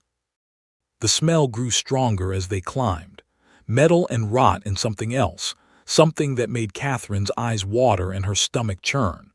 By the time they reached the scorched area, she was fighting nausea. "Jesus," Bailey breathed. The hilltop was devastated. A circle of ground, maybe 50 feet across, burned black. Trees at the edge charred, leaves gone, branches skeletal. And at the center, the crater. Not deep, but distinct. As if something heavy had sat there, pressed into the earth, baked it with heat. The glassy patches Eddie had described caught the beam of Hank's flashlight, reflecting back in colors that hurt to look at. "Lightning strike," Crowe said, but he didn't sound convinced. "Lightning don't leave craters," Hank said. He was kneeling at the edge of the scorched zone, examining something. "Sheriff, you need to see this." They gathered around. Hank was pointing to a patch of ground where the dirt had been disturbed, pushed aside, revealing tracks, but not animal tracks, not human. Something with long feet, narrow, pressed deep into the baked earth, and between them drag marks, as if something had been pulled or had pulled itself. The boys said it glided, Catherine noted. Glided, Crow repeated. You believe that? I believe they saw something. Kids see things, imagination. Then what's that? Hank pointed. They followed his finger. At the far edge of the scorched zone, where the burned ground met intact grass, something was lying. Something that reflected the flashlight beam in a way that made Catherine's skin crawl. They approached cautiously. Crow first, then the others, spreading out, weapons ready. Catherine's hands shook as she raised her camera as she tried to focus on the object. It was a piece of metal, or looked like metal, twisted, melted, still warm to the touch when Bailey picked it up. It was covered in markings, symbols that didn't match any alphabet Catherine knew. And it was. It's moving, she whispered. Not the object itself, but something on its surface. A sheen, an oiliness, as if the metal was sweating, as if it was alive. Drop it, Hank commanded. Bailey dropped it. The metal hit the ground with a sound that wasn't right, too heavy, too dense, and the hissing began. They all heard it, all froze. The sound came from everywhere and nowhere, from the crater, from the trees, from the metal at their feet. It rose and fell like breathing, like speech, like something trying to communicate. Get back, Crow said, his voice tight. Everyone get back. They retreated to the edge of the scorched zone, watching the center, waiting. The hissing continued, then stopped. Continued, then stopped. A pattern almost. A rhythm. It's trying to talk, Hank said. It's not trying anything, Crow snapped. It's a sound, wind, animals, something natural. Then what's that? Hank pointed again, and this time they all saw it. At the crater's edge, where the shadows were deepest, something was rising. Something tall. Something with a spade-shaped head. Catherine's camera clicked. She didn't remember pressing the shutter. She was operating on instinct now, on reporter's reflex, capturing what her conscious mind couldn't process. The creature, if it was a creature, stood motionless for a long moment. Then it turned, slowly, deliberately, and looked at them. Catherine couldn't see eyes. The spadehead had no features she could identify. But she felt the attention, felt the gaze like pressure against her skin, like heat from a stove. Don't move, Hank breathed. Don't look away. We should run, Bailey whispered. If we run, it chases. If we stand, maybe. The creature moved, not toward them, sideways, circling the crater's edge, keeping its distance. But with each step it came closer. Each circuit of the crater brought it 10 feet nearer. 20. 30. It's hurting us, Catherine realized. It wants us to move. Then we don't, Hank said. We stand our ground. It's 10 feet tall, Crow said. It's got armor or scales or whatever that is. We've got a 6-shooter and a shotgun. We don't stand a chance. We don't know that. I know enough. Crow raised his revolver, aimed at the creature, fired. The sound was deafening. The flash lit up the clearing, threw the creature's shadow against the trees, revealed details that Catherine wished she hadn't seen. The pipe-like protrusions on its back, the segmented limbs, the way its head opened like a flower to reveal. The creature didn't fall. The bullet didn't seem to touch it. It just stood there, the spadehead turned toward Crow and made a sound. Not hissing, not this time. Laughter. Then it moved. Fast, too fast. A blur of red light and metallic gleam crossing the distance between them in seconds. Crow fired again, missed. Bailey raised his shotgun, couldn't pull the trigger in time. Hank stepped forward, knife out, and the creature stopped. Stopped, hesitated. The spadehead tilted again, that same considering gesture, and then it turned. Not toward Hank, not toward any of them, toward the crater, toward the thing that had fallen from the sky. It moved away, gliding back to the crater's edge, and with each step it faded. Not disappeared, faded, becoming translucent, becoming one with the shadows and the red light that suddenly flared again from the crater's center. The light swelled, the hissing rose to a crescendo, and then silence. Darkness. When their eyes cleared, when the afterimages faded, the crater was empty. The creature was gone. The red light was gone. And the smell was fading, carried away by a wind that suddenly smelled of pine and earth and normalcy. What, Bailey said, the hell was that? No one answered. Catherine looked at her camera, at the photo she had taken. In the darkroom, she would develop it, would see what she had captured. She would wish she hadn't. Chapter 2, Aftermath. Catherine's article ran on September 14, 1952, above the fold, with the headline, Monster in Braxton County. Locals report terrifying encounter after meteor crash. She had tried for objectivity, had included the sheriff's statement about mass hysteria and the meteorologist's explanation about ball lightning and the psychologist's theory about shared hallucination. But she had also included the details, the red light, the spade head, the hissing, the boys' testimony consistent despite their terror. The response was immediate and overwhelming. Letters flooded the newspaper office, phone calls, visitors.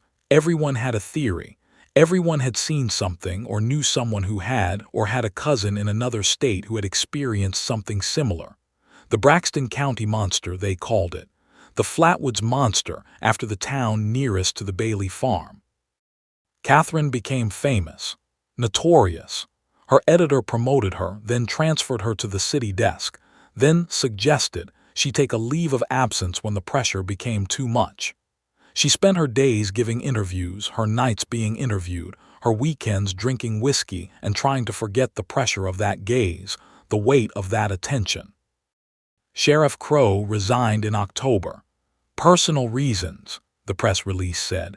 He moved to his sister's place in Kentucky and never spoke to reporters again. Farmer Bailey kept his land but lost his livestock. The animals refused to enter the east pasture. Eventually, he stopped trying to make them. The hilltop remained scorched, barren, resistant to regrowth. He sold the farm in 1957, moved to Charleston, never looked back. Hank Bailey stayed. He became obsessed, Catherine learned. Collected every article, every witness statement, every rumor. He wrote letters to the government, the military, the newspapers. He demanded answers. He got silence. And the boys. Eddie Bennett enlisted in 1956, served in Korea, came home changed. He married, divorced, drank, died in 1978 of cirrhosis. On his deathbed, he told his nurse about the Flatwoods Monster. She thought it was the delirium. It wasn't. Tommy Bennett followed his brother into the mines, then into the bottle. He was killed in a cave-in 1964, 22 years old. The other miners said he had run toward a sound, a hissing, deep in the shaft. They said he was smiling. Freddie moved away as soon as he could, changed his name, wrote a book in 1978, self-published, Ignored. The Red Light, a true account of the Braxton County incident. In it, he claimed the creature had followed them, had spoken to them, had offered them something. He never said what. He died in 1985. Suicide, the police said. But Catherine, tracking the story still, learned the details. He had scratched out his own eyes before hanging himself. His note read, couldn't stop seeing. By the time Catherine returned to Flatwoods in 1962, 10 years after that night, the legend had calcified. The Flatwoods Monster was a curiosity, a tourist attraction, a joke. People sold T-shirts and keychains. Kids dared each other to visit the hilltop at midnight. She went up there herself once, stood where the crater had been, now just a depression in the ground, grown over with weeds. She waited until dark, until the stars came out, until the woods grew still. She didn't see anything.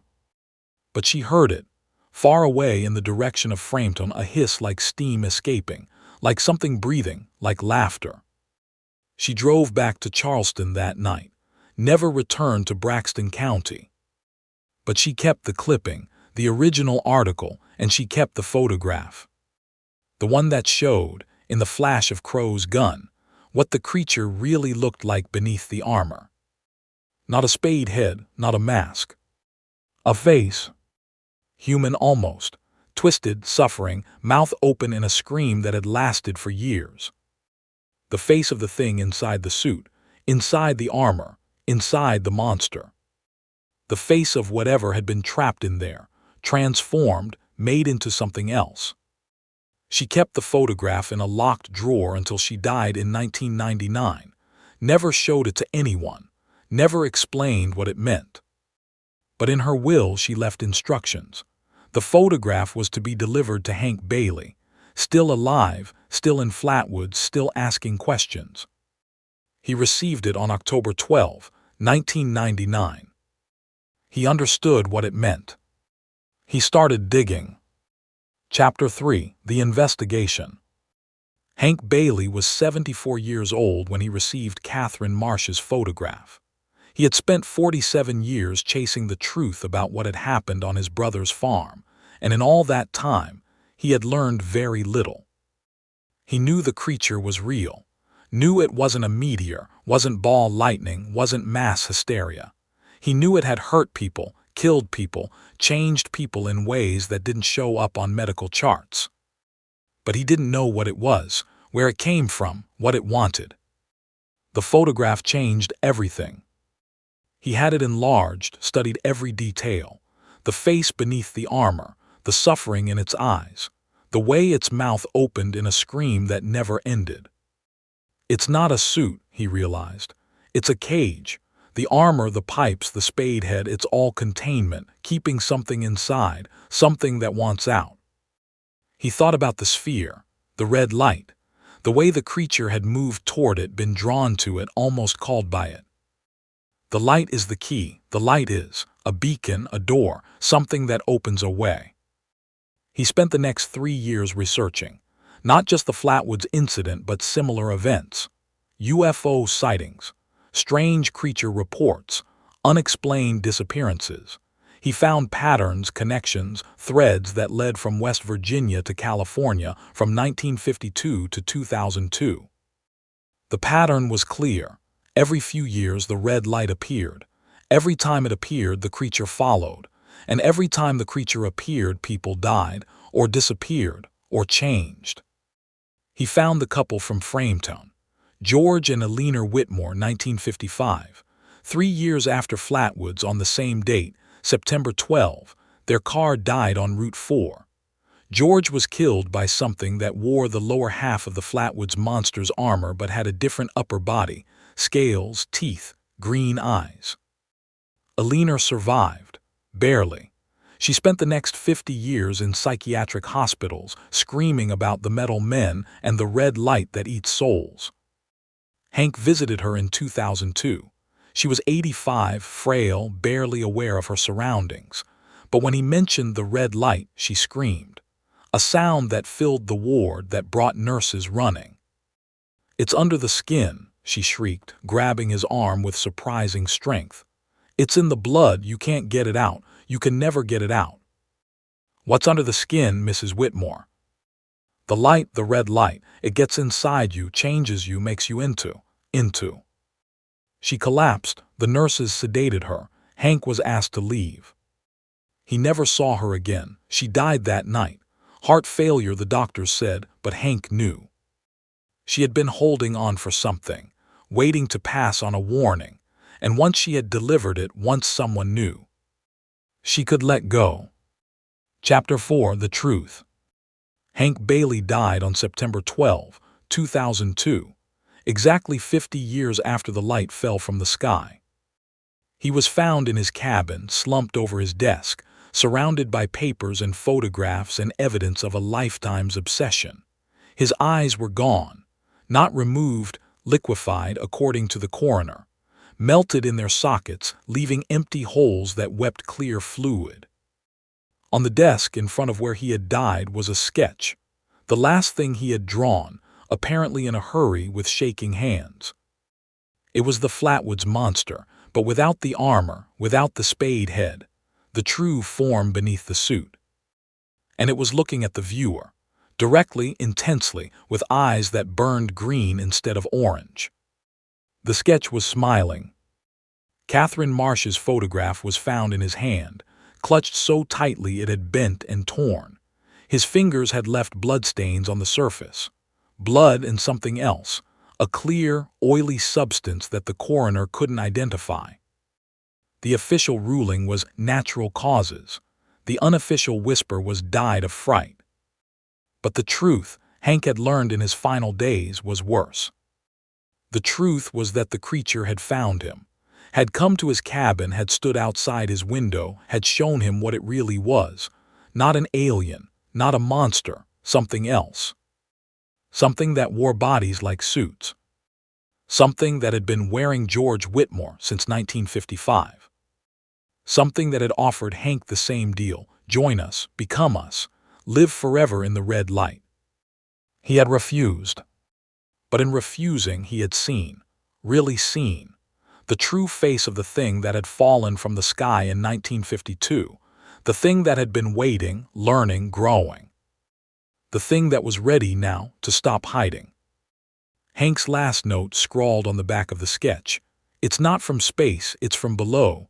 The red light doesn't fall, it rises from deep underground, from somewhere we can't imagine, and it's hungry. God, it's so hungry." He had tried to call someone, anyone, the sheriff's office, the newspaper, the FBI, but the phone was dead. Had been dead for hours, though he hadn't noticed, though he had been too busy drawing, recording, trying to capture the truth before it took him.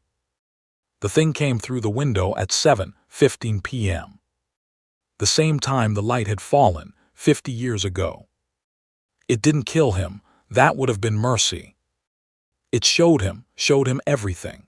Every world it had consumed, every species it had absorbed, every star it had swallowed, every galaxy it had devoured, feeding on the belief of intelligent beings, growing fat on their fear. Then it let him go, let him live just long enough to draw the sketch, just long enough to write the note, just long enough to know what was coming. Then it took his eyes, took his sight, took his ability to witness, to record, to tell, and left him there to die alone in the dark, with the knowledge of what was coming and no way to warn anyone. The funeral was small. Hank had outlived most of his friends, alienated the rest with his obsession. A few reporters came, looking for a story about the Flatwoods Monster witness who had died mysteriously. They found nothing official, nothing they could print. But one of them, a young woman named Sarah Chen from the Charleston Gazette, found Hank's files, his maps, his timeline of sightings and disappearances. She didn't understand what she was looking at, not really, but she knew it was important, knew it was the story of a lifetime. She packed everything into boxes, took them back to her apartment, started reading. That night she heard hissing outside her window. She didn't look, she was smart enough not to look. But she couldn't stop herself from wondering what she would see if she did. And wondering was enough. The next morning she found handprints on her window, small, narrow, pressed against the glass from the outside, too high to be human, too narrow to be animal. She took photographs, developed them, kept them with Hank's files. Then she did what Hank had never managed to do. She found the pattern. Chapter 5: The Pattern. Sarah Chen was 26 years old, 2 years out of journalism school, hungry for a story that would make her career. She had grown up on UFO stories, on monster movies, on tales of the unexplained. She knew the Flatwoods Monster was real, or real enough, and she knew that Hank Bailey had spent his life trying to prove it. What she found in his files changed everything. The pattern wasn't random. The sightings, the disappearances, the red lights, they followed a schedule, a cycle. Every 3 years concentrated in September. Every 7 years a major event. Every 50 years, a convergence. 1952, the Flatwoods incident, the beginning. 1955, Frametone, the first adaptation. 1961, Holly River, the first disappearance. 1964, Tommy Bennett's death, the first direct contact. 1969, data missing. Sarah couldn't find any records for this year. 1972, 5 sightings across 3 states, the first spread. 1978, another gap. Sarah suspected suppression. 1981, the Halloween incident in Gassaway. 10 children hospitalized with mass hysteria. All reported seeing the metal man with the red eyes. 1987, gap. 1990, the first confirmed death directly attributed to the creature. A homeless man in Sutton, found with his chest carved with symbols. 1996, gap. 1999, Catherine Marsh's death, the first witness to die of natural causes after receiving the photograph. 2002, Hank Bailey's death.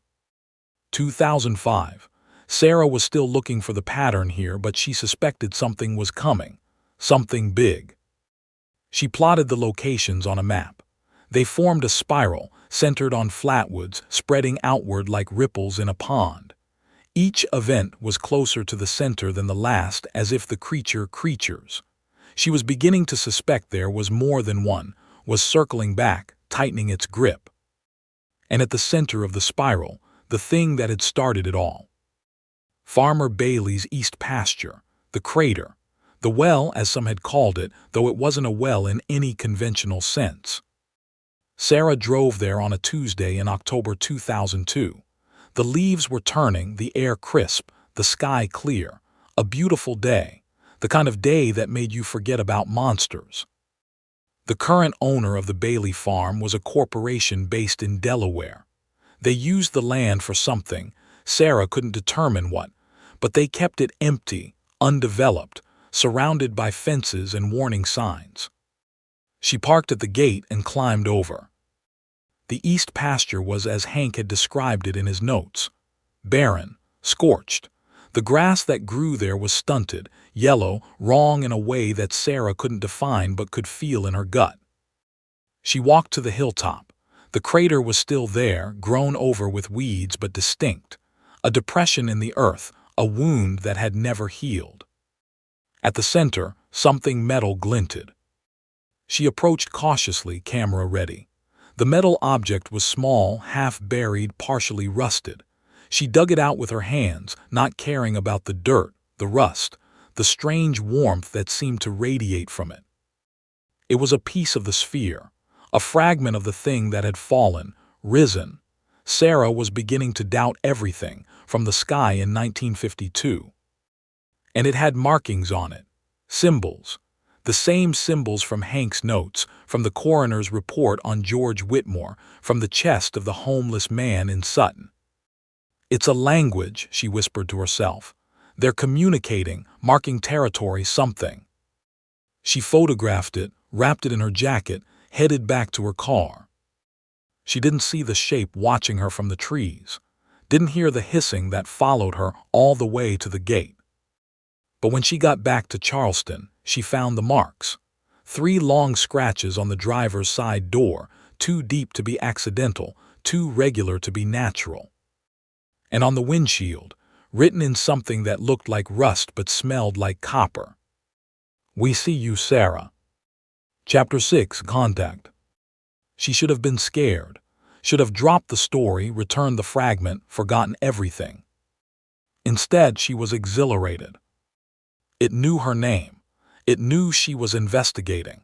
It was communicating, engaging, treating her as a threat or an opportunity or something else entirely. She kept the fragment in her apartment in a locked box surrounded by iron. She photographed it from every angle. She sent the photos to experts, metallurgists, linguists, cryptographers. She got no answers. Then she got the call. Ms. Chen, a man's voice, deep, tired. My name is Agent Robert Dawson. I'm with the FBI. I'd like to talk to you about your research. They met in a parking garage, like in a spy movie.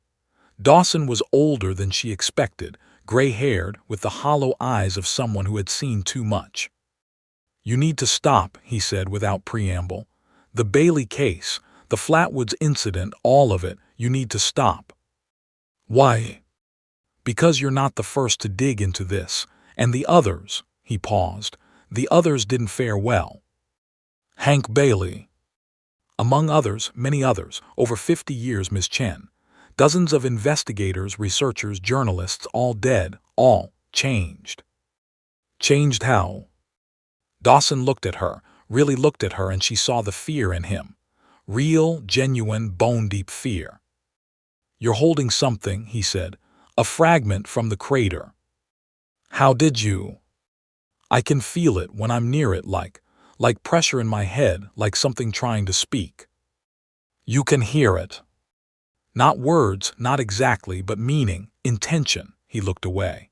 It's not from space, Miss Chen. I know that's what everyone thinks.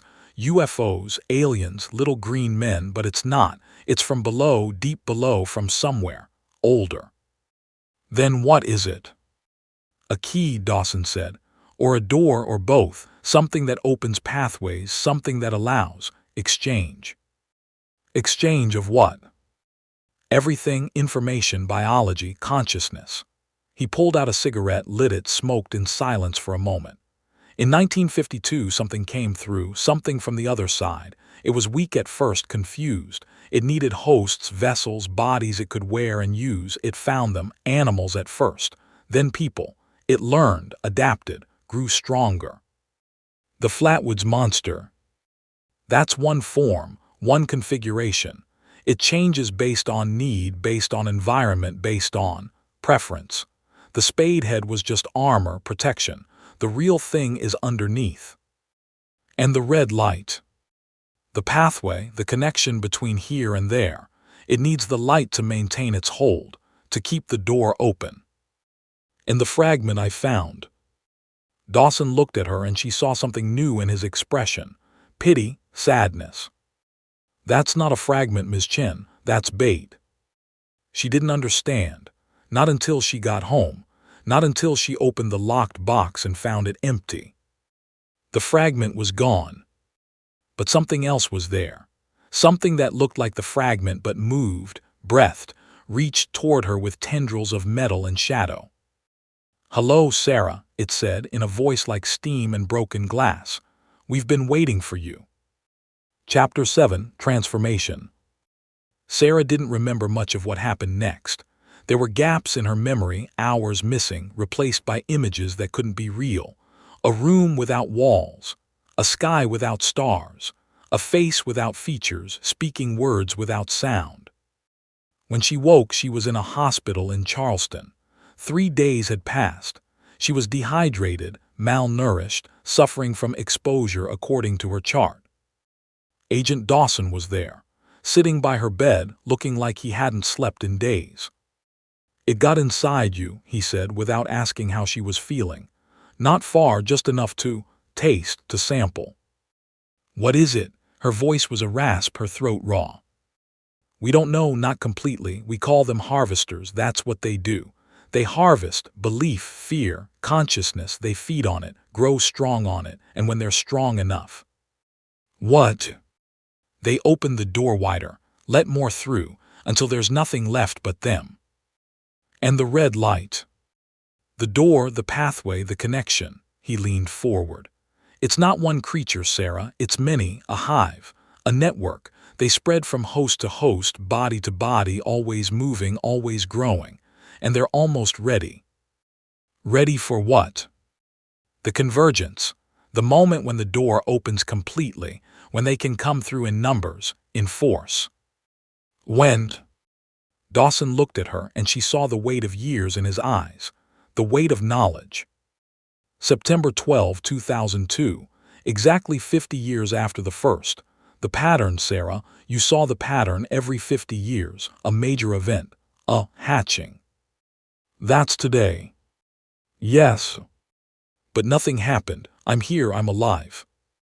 You're alive because it let you live, because you were useful, a witness, someone to spread the story, to create belief, to feed it. Then why tell me this? Why warn me? Because, Dawson said, standing up, moving toward the window, there's still a chance, still a way to stop it, to close the door, but it requires sacrifice, requires giving up something. What?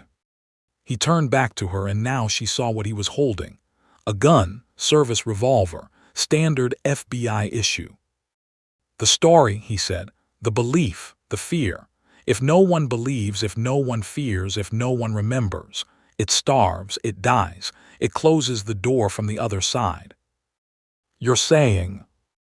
I'm saying that everyone who knows, everyone who believes, everyone who could spread the story, they have to stop, permanently. You want to kill me. I want to save everyone else. He raised the gun. I'm sorry, Sarah, I really am. You were just too good at your job, too curious, too determined. Dawson. The door burst open. Not Dawson, something else. Something tall, armored, hissing. The Flatwoods Monster, in the flesh, in the hospital, in broad daylight. It moved faster than she could track, crossing the room, reaching Dawson. The gun went off once, twice, but the bullets didn't matter. Nothing mattered. The creature took him, absorbed him, made him part of itself. And then it turned to her, the spade head opening like a flower, revealing what was inside, revealing the face. Dawson's face, twisted, transformed, eyes glowing green. Thank you, Sarah, it said in Dawson's voice, for the belief, for the fear, for the attention. I won't, she whispered. I won't believe, I won't fear. Too late, Dawson's face said, smiling. You already do. The world went red. When Sarah Chen woke again, she was alone. The hospital room was empty. No Dawson, no creature, no blood. Just her and the morning light streaming through the window, and the certainty that something had changed. Something fundamental. Something irreversible. She checked the date. September 15, 2002. 3 days had passed. She checked the news. Nothing about Flatwoods, nothing about strange occurrences, just the usual politics, sports, weather. She checked herself. No injuries, no marks, just a memory that felt like a dream, a nightmare, something that couldn't be real. But she knew what she had seen, what had happened to Dawson, what was coming. And she knew what she had to do. She couldn't tell the story, couldn't spread the word. That would only feed it, make it stronger, bring it closer. But she couldn't forget either, couldn't pretend it hadn't happened. The memory was inside her now, part of her, connected to the thing that waited in the dark. The only option was to fight, to find others who knew, who believed, who understood, to gather them together, to find a way to close the door. Before September 12, 2052, before the next convergence, before it was too late. She started with Hank Bailey's files, his research, his maps. She would continue his work, finish what he had started. And she would be ready. When the red light returned. Chapter 8, The Gathering. Sarah Chen spent the next 50 years preparing. Not continuously, she had to live, to work, to hide in plain sight. But she never stopped researching, never stopped watching, never stopped waiting for the signs. She found others, survivors of encounters, family members of the disappeared, researchers who had stumbled on the truth and been unable to look away. She gathered them into a network, a loose confederation of the knowing, the watching, the waiting. They called themselves the Flatwoods Society, a joke at first, then a name, then an identity. They developed protocols, ways to detect the signs, ways to protect themselves, ways to fight back if fighting became possible. They learned about the creatures, the harvesters, the things from below. They learned that the red light was a beacon, yes, but also a lure, a trap.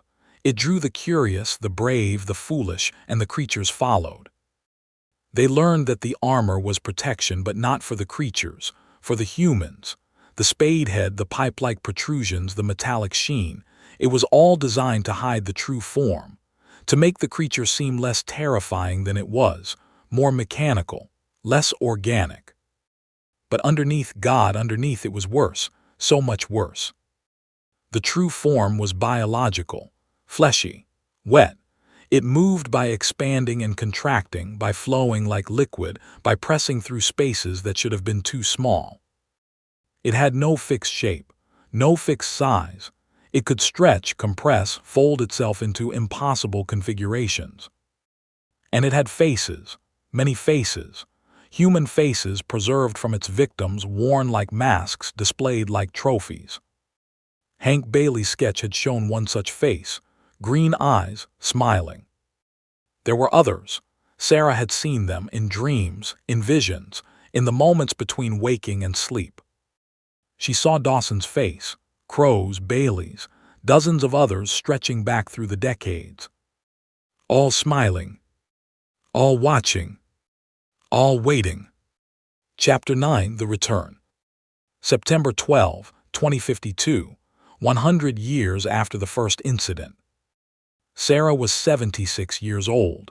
She had outlived most of the original Flatwoods Society, recruited new members, trained them, prepared them. She was ready. The signs had been building for months.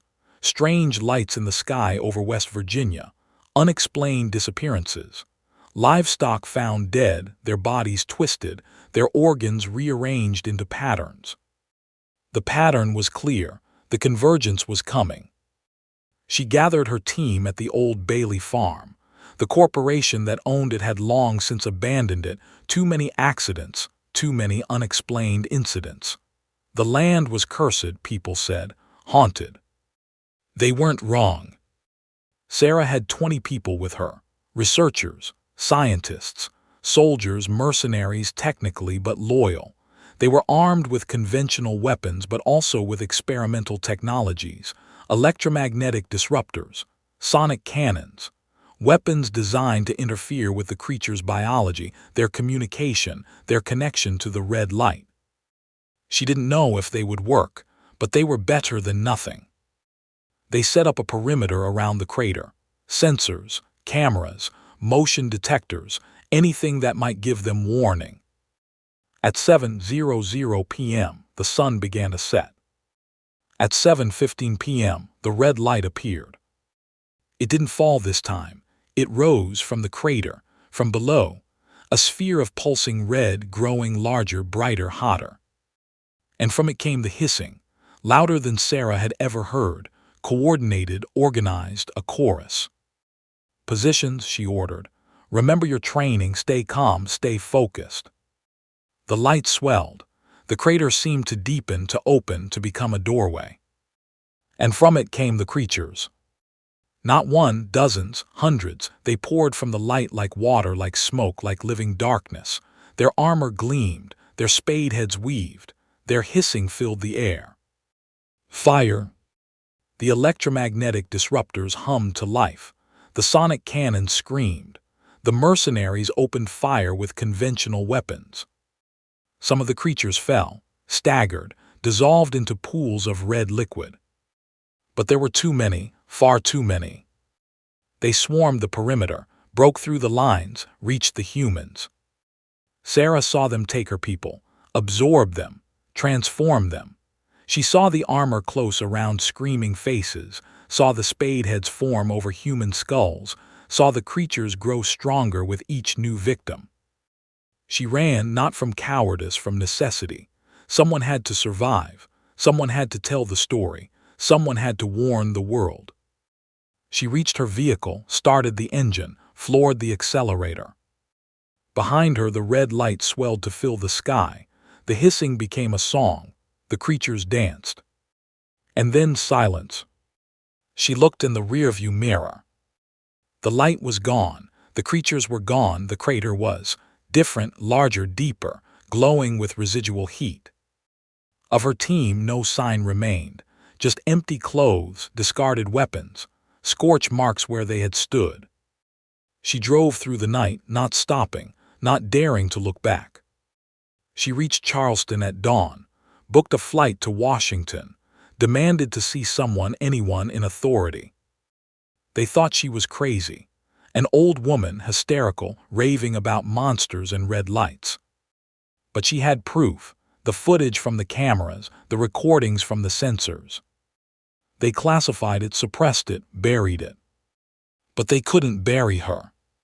She spent the next 10 years fighting, writing, speaking, trying to warn anyone who would listen. Few did. But some enough. Enough to carry on when she was gone. Sarah Chen died on September 12, 2062, 10 years after the convergence, peacefully in her sleep. But her face, when they found her, was smiling. And her eyes, which had been brown in life, had turned green. The doctor who performed the autopsy, a young man named James Morrison, found something strange, something impossible. Sarah's internal organs had been rearranged, not damaged, not destroyed, just moved, reorganized into a pattern. Into symbols. The same symbols from the fragments, from Hank Bailey's notes, from the chest of the homeless man in Sutton. He photographed them, studied them. Eventually he understood. It was a message, a warning, and an invitation. The next convergence was coming. September 12, 2102. 50 years away.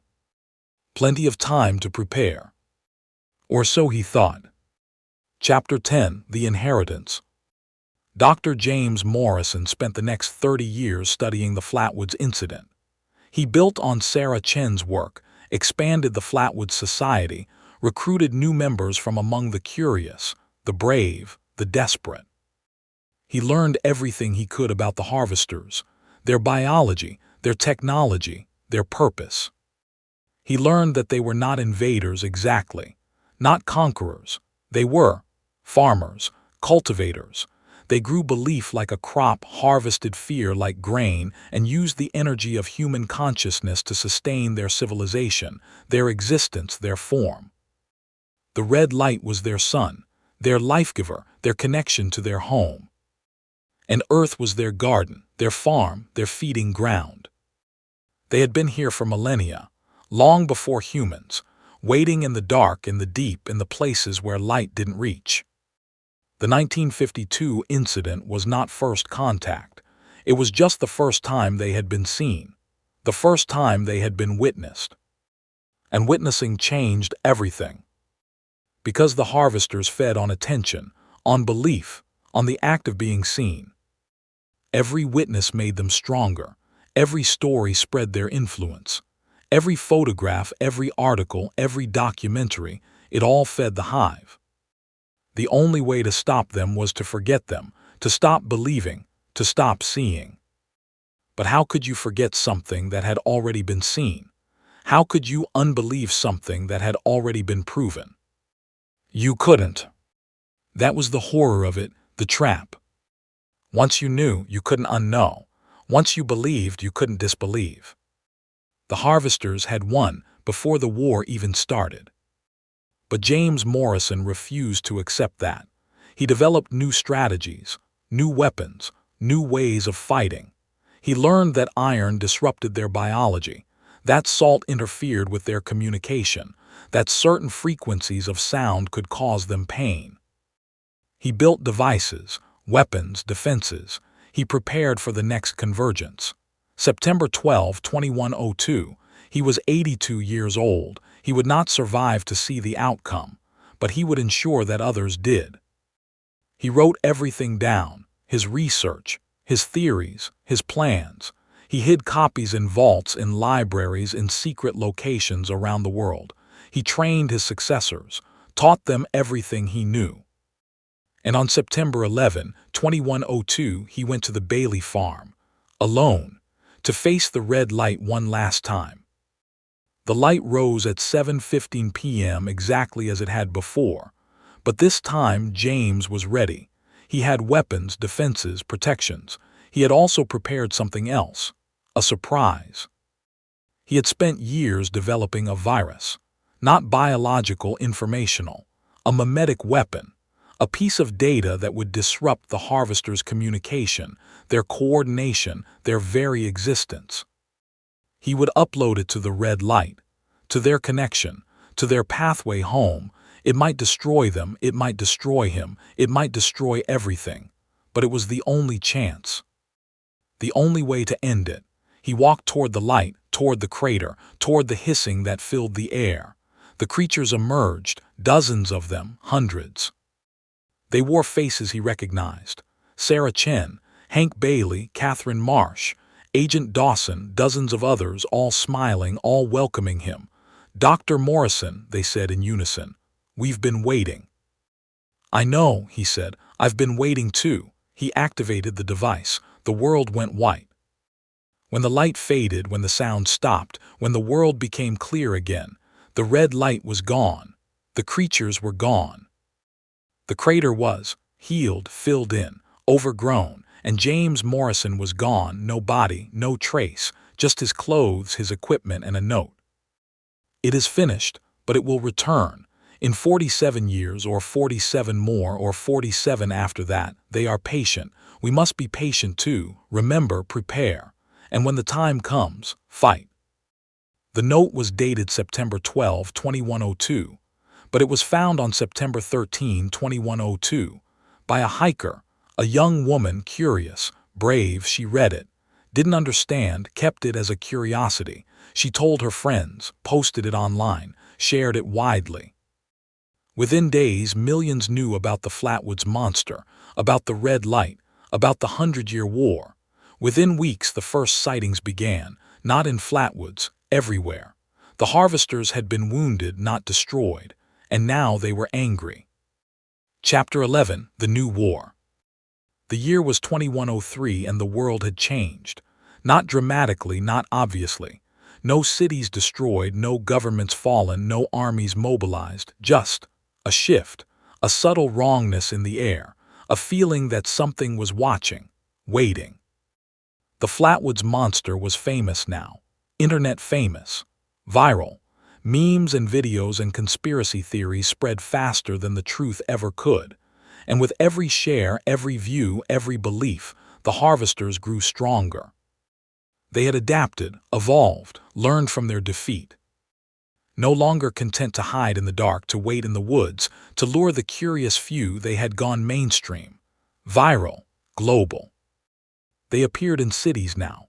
Not often, not obviously, just glimpses, shadows in alleyways, figures in windows, strange lights in the sky that millions saw, recorded, shared. The governments knew, had always known, but they couldn't stop it, couldn't contain it. The story had escaped, spread, become part of the collective consciousness. You can't fight a meme, you can't kill a legend.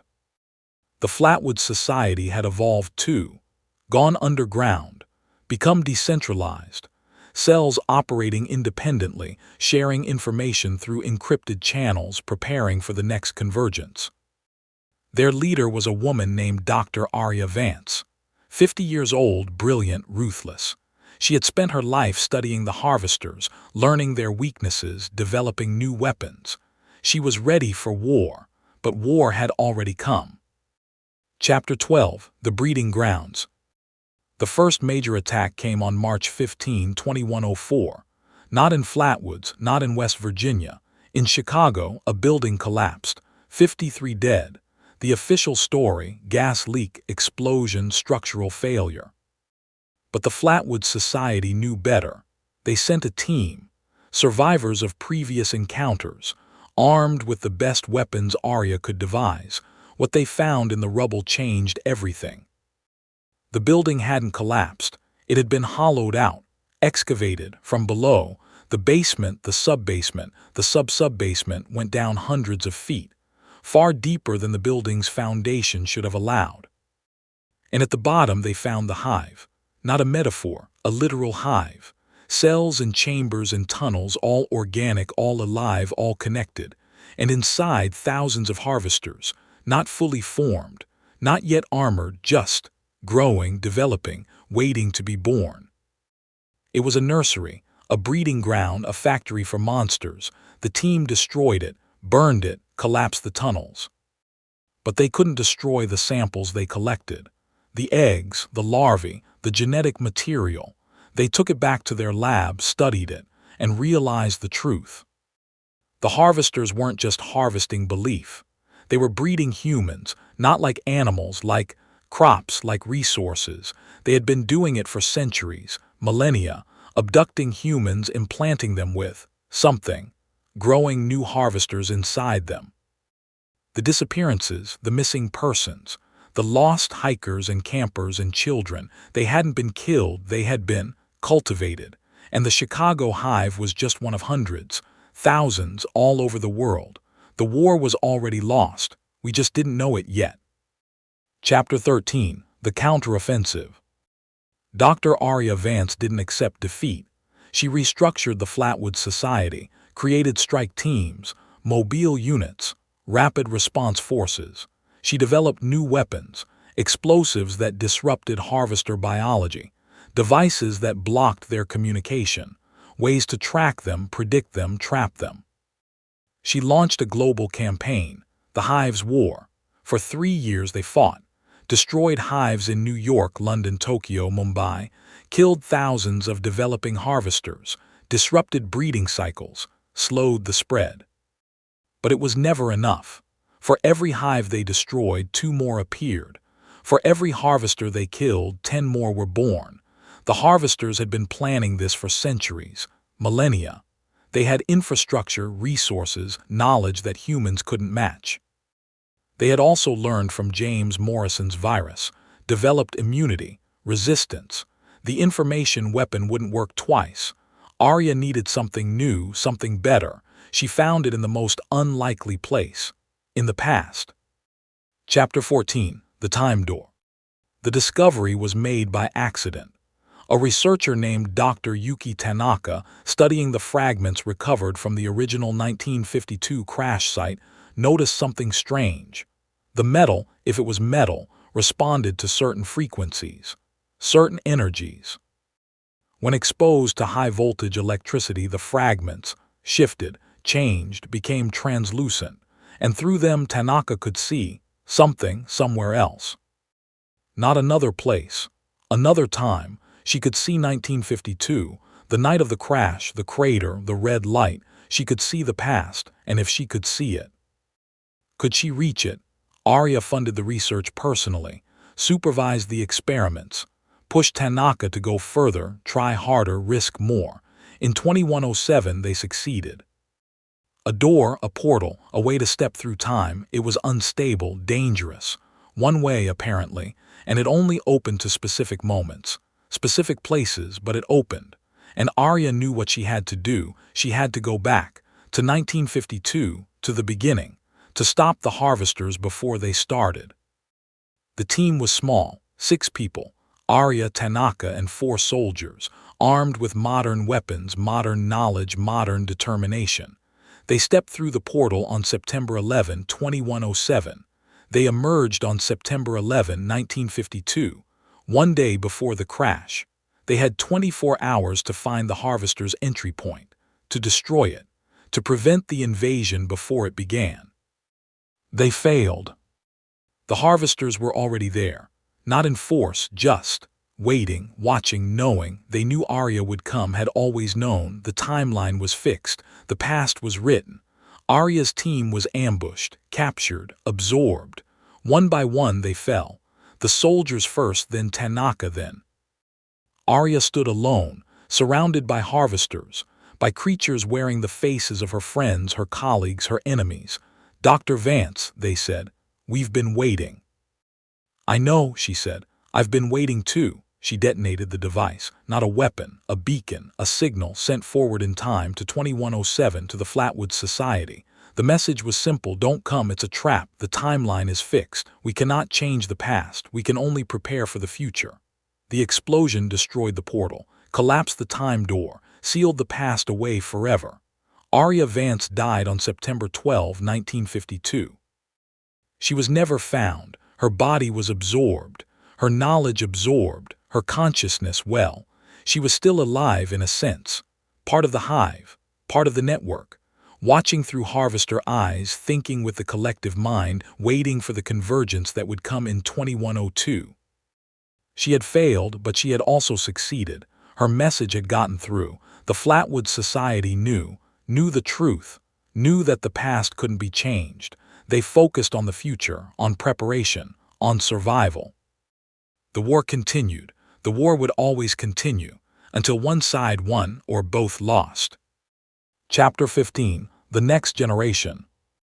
The year was 2152, 100 years since the Second Convergence, 50 years since Arya Vance's sacrifice. The world had adapted, not accepted, not embraced, just adapted. Everyone knew about the harvesters now. The Flatwoods Monster, the red light, the hives. They were part of everyday life, like earthquakes, like hurricanes, like war, terrible but unavoidable. You learned to live with them, to avoid the dark places, to recognize the signs.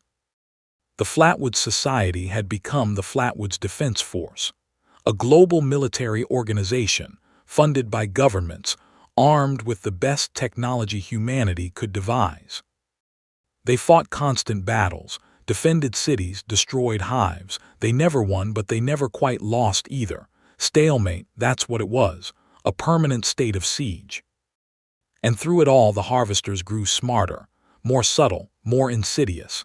They stopped appearing as monsters, started appearing as people, friends, lovers, leaders. The infiltration began. By 2152, no one knew who to trust, who was human, who was harvester.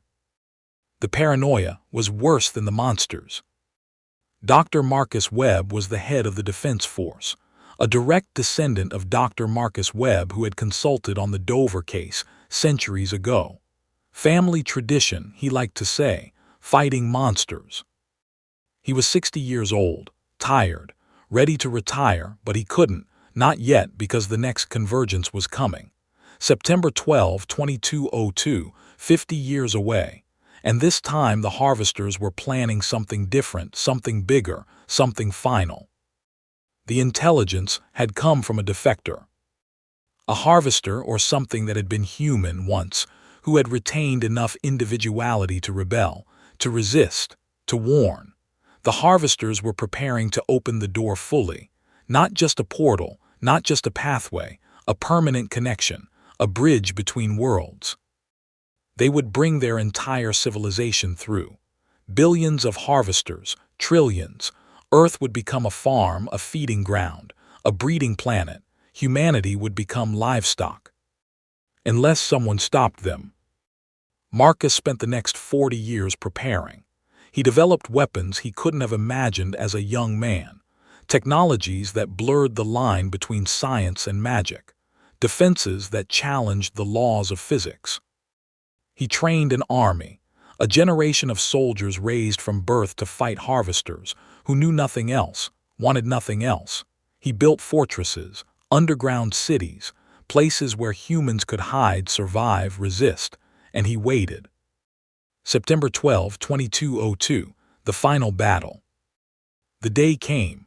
The red light appeared as it always had, rising from the ground, pulsing, hissing. But this time it didn't stop growing. It swelled to fill the sky, to block out the sun, to turn the world red. The door was opening. Marcus gave the order, fire. The defense force unleashed everything, every weapon, every technology, every ounce of courage and determination and hope. The harvesters responded in kind. The battle lasted for days, weeks, months. Cities fell, nations collapsed. The world burned, but humanity held. Barely, by the thinnest of margins, by the will of those who refused to surrender. And then the door closed. The red light faded. The harvesters retreated. Not defeated, not destroyed, just paused, waiting for the next convergence. September 12, 2252. 50 years away. Marcus died 3 years later, peacefully, they said, in his sleep. But his face, when they found him, was smiling, and his eyes, which had been blue in life, had turned red. The autopsy revealed the truth. He had been replaced, years ago, maybe decades. The man who had led the defense force, who had prepared for the final battle, who had fought the harvesters for 40 years, he had been one of them. A puppet, a spy, a weapon pointed at the heart of humanity, and no one had known. The paranoia deepened, the trust evaporated, the defense force collapsed. By 2252, humanity was fragmented, isolated, vulnerable, and the harvesters were ready. The next convergence would be the last, one way or another. Chapter 16: The Final Days. The year was 2252. The world was smaller than it had been, the population reduced, the nations fragmented, the technology lost. The harvesters had won in a sense, not by conquest but by attrition, by waiting, by being patient. Humanity still existed, still fought, still resisted, but the resistance was scattered, isolated, dying. The Flatwoods Defense Force had become the Flatwoods Resistance. A few thousand fighters, hidden in bunkers and caves and underground cities, carrying on a war that had lasted 3 centuries. Their leader was a young woman named Kara, 25 years old. She had never known a world without harvesters, had never seen the sky without wondering if the red light would appear. She had been raised to fight, to resist, to die if necessary. She was ready. September 12, 2252. The final convergence. The signs had been building for months. The red glow in the sky even during the day. The hissing on the wind even in the silence. The dreams shared by thousands of spade-headed figures, of red lights, of doors opening. The harvesters were preparing for something big, something final. Kara gathered her forces, all of them, every fighter, every weapon, every last resource. They would make their stand at Flatwoods, at the original site, the place where it had all begun. If they were going to die, they would die where the first humans had fought. They would die with honor. The day dawned red, not sunrise, something else. The light was wrong, the color was wrong, the air tasted of metal and rot. Kara stood on the hilltop where the crater had been, where the first sphere had fallen. She was not alone. Her fighters surrounded her, thousands of them, armed with weapons that had been salvaged, rebuilt, improvised. Weapons that had killed harvesters before. Would they kill enough? She didn't know. At 7:15 p.m. the red light appeared. It didn't rise from the ground. It descended from the sky. A massive sphere larger than any before, large enough to block out the stars. And from it came the hissing, louder than ever, coordinated, triumphant. The door was opening. Positions, Kara ordered. Remember your training, remember your families, remember what we're fighting for. Humanity, they answered. Survival, freedom. The sphere touched down, the ground shook, the air screamed, and the harvesters emerged. Not dozens, not hundreds, thousands, millions. They poured from the sphere like water, like smoke, like living darkness. Their armor gleamed in the red light. Their spade heads wove. Their hissing filled the world. And they kept coming. More, an army, a civilization, a species, all of them, all at once. Fire. The resistance unleashed everything they had. Bullets and bombs and energy weapons and sonic disruptors. They killed harvesters by the hundreds, by the thousands, but more kept coming, and the door was still open. Kara fought in the front line, killed with her bare hands when her weapons ran out, screamed until her voice gave out. She saw her friends fall, her soldiers, her family. Absorbed, transformed, made into more harvesters. The red light was spreading, growing, swallowing the world. It was over. She knew it was over. But she wouldn't stop, couldn't stop. She fought until she stood alone, surrounded by harvesters, by the faces of everyone she had ever known, everyone she had ever loved. Kara, they said in unison, join us, become us, live forever in the red light. No, she said, I am human, I will die human. Then die. They swarmed her, tore at her, dragged her toward the red light. She felt the change beginning, felt her skin hardening, her face reshaping, her consciousness spreading, connecting, joining. No, she wouldn't. She reached into her pocket, found the device. the last resort. A bomb, nuclear, small but enough. She had carried it for years. Hoped she would never need it, she needed it now. For humanity, she whispered, and pressed the button. The explosion was small as nuclear explosions go, but it was enough. The blast disrupted the red light, broke the connection, closed the door. The harvesters screamed, a sound of pain, of rage, of loss. The sphere flickered, faded, disappeared, and the harvesters left behind, millions of them, were cut off, trapped, dying. They had come through the door, but the door had closed behind them. They were stranded. The aftermath was not victory, not defeat, just survival. The harvesters that remained were hunted, killed, destroyed. It took decades, centuries, but eventually they were gone. The red light never returned. The sphere never fell again. The door stayed closed. Humanity survived. Barely, damaged, changed, but alive. They rebuilt. Slowly, painfully, they remembered the Flatwoods Monster, the red light, the war that had lasted 3 centuries. They made sure no one would forget. Monuments, museums, stories passed down through generations. Beware the red light, they warned their children. Beware the spade-headed figures, beware the hissing in the dark. And for 1,000 years there was peace. Chapter 17, The Return. The year was 3252, 1,000 years since the final battle. The world had changed beyond recognition. New civilizations, new technologies, new ways of thinking. The Flatwoods War was history, legend, myth. No one believed in monsters anymore. No one remembered the red light.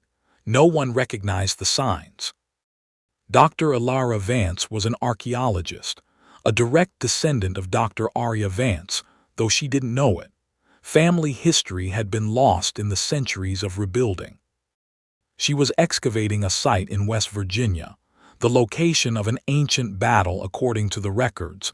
She found the crater, still there, still distinct, a depression in the earth that had never quite healed.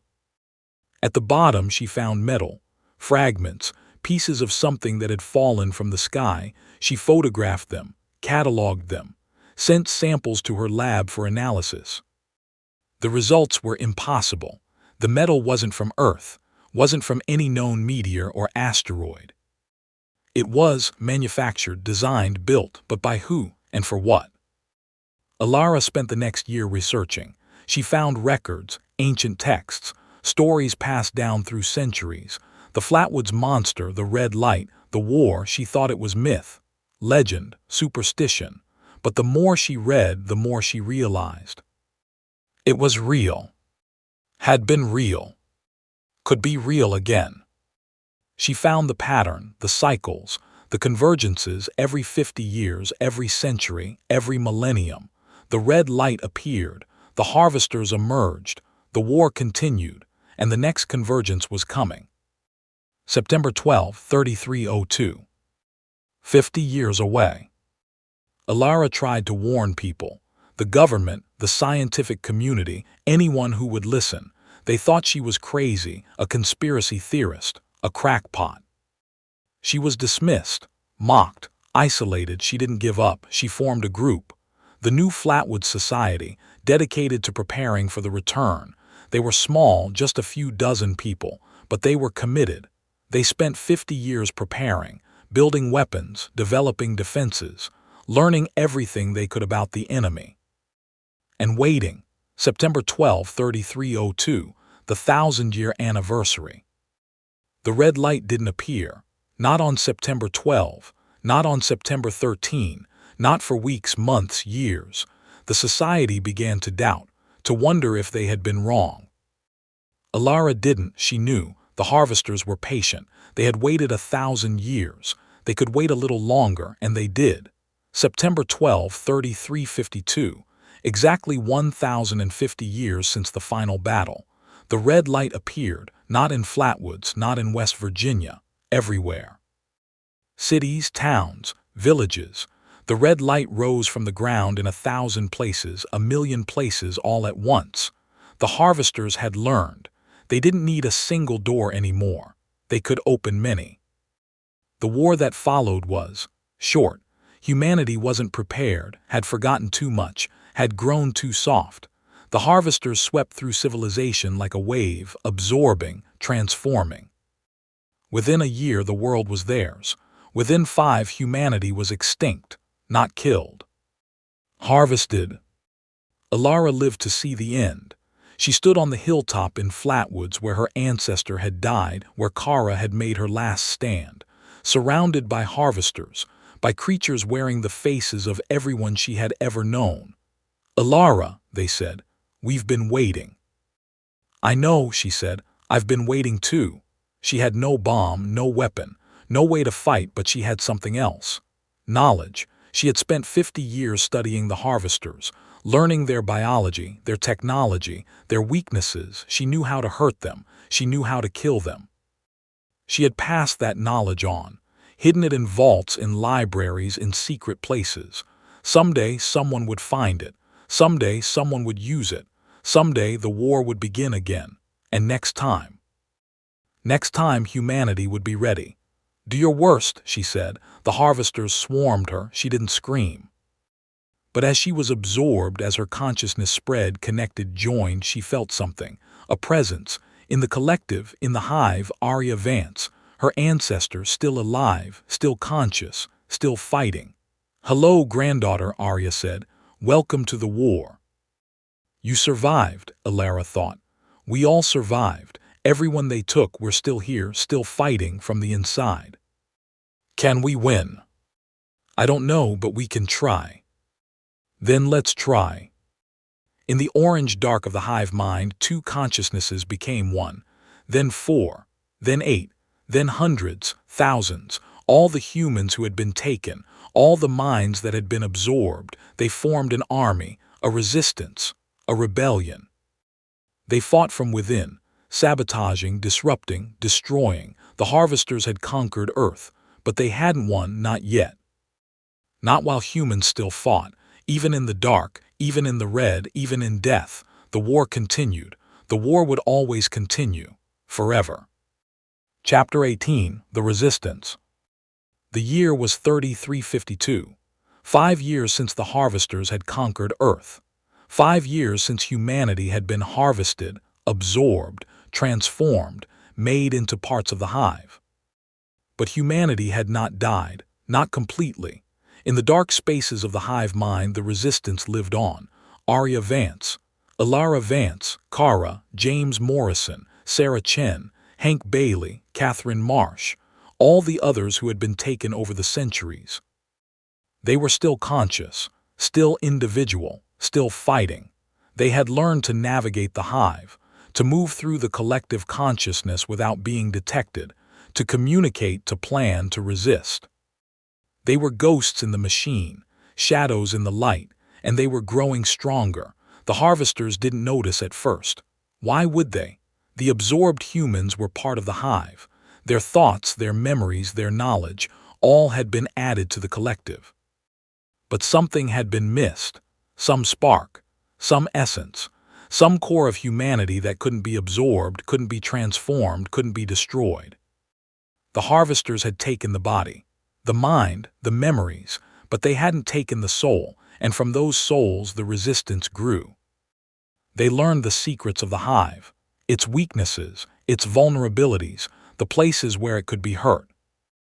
They passed information from one mind to another, from the past to the future, from the living to to those who were technically dead.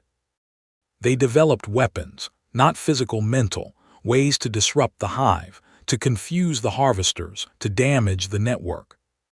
They launched attacks, small at first, then larger. Then they brought down a node, a major hub of the hive mind, a processing center for millions of harvesters. They destroyed it, not physically, mentally. They overloaded it, confused it, made it eat itself. Millions of harvesters died, or went dormant, or whatever harvesters did when they stopped functioning. The resistance celebrated, but they knew it was just the beginning. The harvesters noticed, finally, after years of mysterious failures, after unexplained losses, after the strange emptiness where there should have been consciousness. They investigated and found the resistance. The war in the mind began, not physical, mental, spiritual, existential. The harvesters tried to purge the resistance, to destroy the rebellious consciousnesses, to absorb them completely. The resistance fought back. They were human, stubborn, refusing to give up, refusing to surrender, refusing to die. They had been fighting for centuries, some of them for millennia. They weren't going to stop now. The war raged for decades. In the hive mind, time was different, fluid, subjective. A century could pass in what felt like minutes. A moment could last for years. The resistance grew, recruited, absorbed new members from the constant stream of humans being harvested. They taught them, trained them, made them part of the fight. They developed new strategies, new weapons, new ways to hurt the harvesters, and slowly, painfully, they began to win, not completely, not obviously, but they were pushing back. The hive was smaller, slower, more confused. The harvesters were losing their grip on Earth. The resistance was winning. Chapter 19. The Counterstrike. The year was 3402, 50 years since the conquest. The resistance was ready. They had spent 5 decades preparing, learning, planning. They knew the hive's structure now, its pathways, its vulnerabilities. They knew where to strike, how to strike, what would hurt the most. They launched the counterstrike. All at once across the entire hive mind, the resistance attacked, not physically, mentally. They severed connections, disrupted communication, isolated nodes, destroyed pathways. The hive mind shattered. Not completely, but cracked, broken, fractured into a million pieces. The harvesters panicked. For the first time in their existence, they felt something like fear. They had never been attacked like this. Never from the inside, never by their own prey. They didn't know how to respond. They made mistakes. The resistance exploited everyone. The war raged for another decade. The hive mind fought to hold itself together. The resistance fought to tear it apart. Slowly, inevitably, the resistance gained ground. The harvesters were dying. Not physically, they had no physical bodies, not anymore, but mentally. Their consciousnesses were being destroyed, disrupted, dissipated. They had lived for millions of years, traveled between stars, consumed countless worlds, and now they were being killed by their own food. The irony wasn't lost on the resistance. Chapter 20. The Victory. The year was 3412, 60 years since the conquest. The hive mind was gone, not completely, but fractured into so many pieces that it was no longer a hive, just individuals, lonely, confused, dying individuals. The resistance had won, but at what cost? Earth was empty, the cities abandoned, the infrastructure destroyed. Humanity was changed. Those who had been absorbed could not be returned. Their bodies were gone. Their minds were part of the resistance, yes, but they were no longer truly human. They were something else, something new, a hybrid, a fusion of human and harvester. They could think like humans, feel like humans, but they could also other things. They could exist in the spaces between, could perceive things humans couldn't, could do things humans couldn't. They were the future, whatever that meant. The resistance emerged from the hive mind, into the physical world. They had no bodies, not really, just projections, manifestations, forms they could create from will and memory. They were ghosts, spirits, energy beings, but they were alive, and they were human, more or less. They rebuilt, slowly. The world was empty. The survivors, those who had hidden, who had escaped the harvesting, were few, but they were there. The resistance found them, helped them, taught them. Together they began to rebuild civilization, a new civilization based on different principles, different values. Humanity had been alone before the harvesters came, had believed themselves the only intelligent species in the universe. They knew better now. They were not alone. They would never be alone, and they would never be vulnerable again. The year was 3500, nearly a century since the victory. Humanity had returned, Not to their former glory, not yet, but to something new. They had learned from the harvesters, learned their technology, their biology, their weaknesses. They had become strong. Strong enough to defend themselves, strong enough to explore. The stars were no longer out of reach. The resistance had shown them how to travel through the spaces between, how to perceive other dimensions, how to exist in forms that were not limited by flesh. Humanity was evolving, becoming something more. But they never forgot the Flatwoods Monster, the red light, the war that had lasted 3 centuries. They remembered. They passed the stories down to their children, to their children's children. Beware the red light, they warned. Beware the spade-headed figures, beware the hissing in the dark. But they also said, remember the resistance, remember the victory, remember that even in the darkest hour we fought, we survived, we won. We are human, we will always be human. No matter what form we take, no matter what challenges we face. We endure. Chapter 21, The Legacy. The year was 4,500 years since the victory.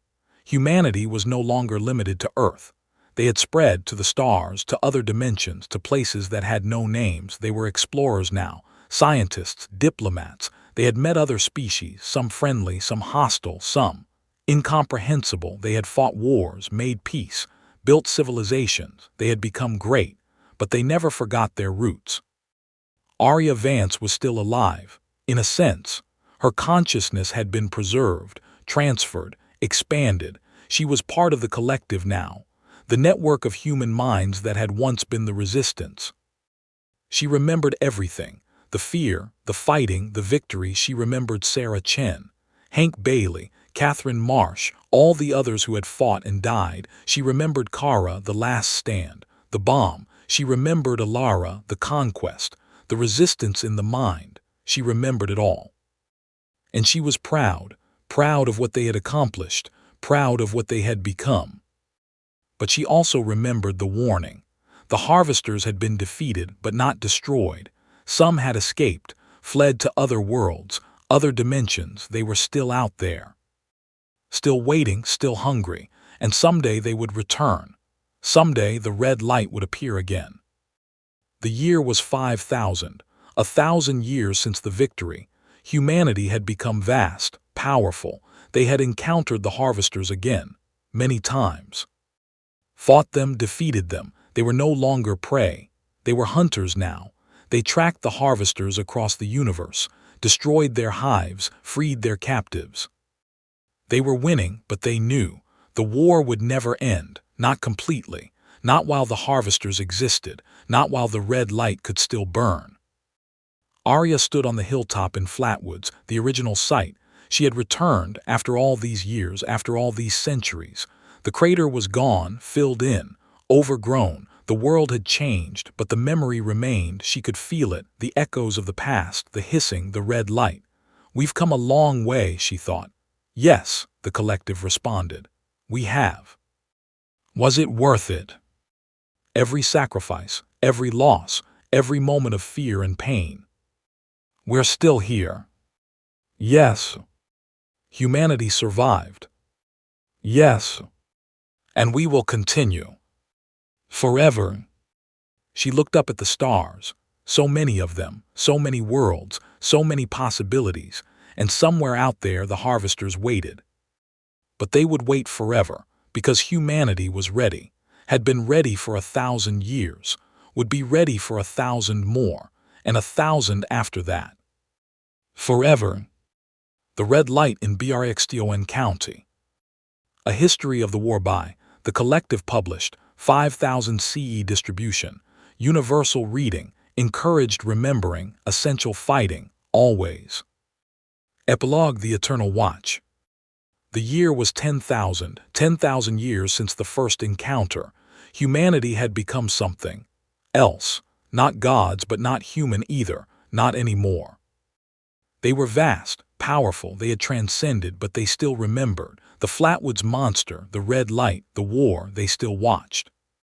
For the harvesters, for the red light, for any threat to the peace they had built, and they were ready. They would always be ready because they were humanity. And humanity endured forever. End of the red light in Braxton County. Postscript. If you are reading this, you are part of the story now. The war continues. Not in the same way, not with the same weapons, but the struggle between light and dark, between freedom and control, between humanity and whatever would consume it. That war never ends. Stay vigilant, stay human, and remember the red light may fall, but it can also rise. In you, in me, in all of us. The battle is eternal, the watch is eternal. We are eternal. Thank you for listening to tonight's stories. If you enjoyed them, please leave a like and subscribe.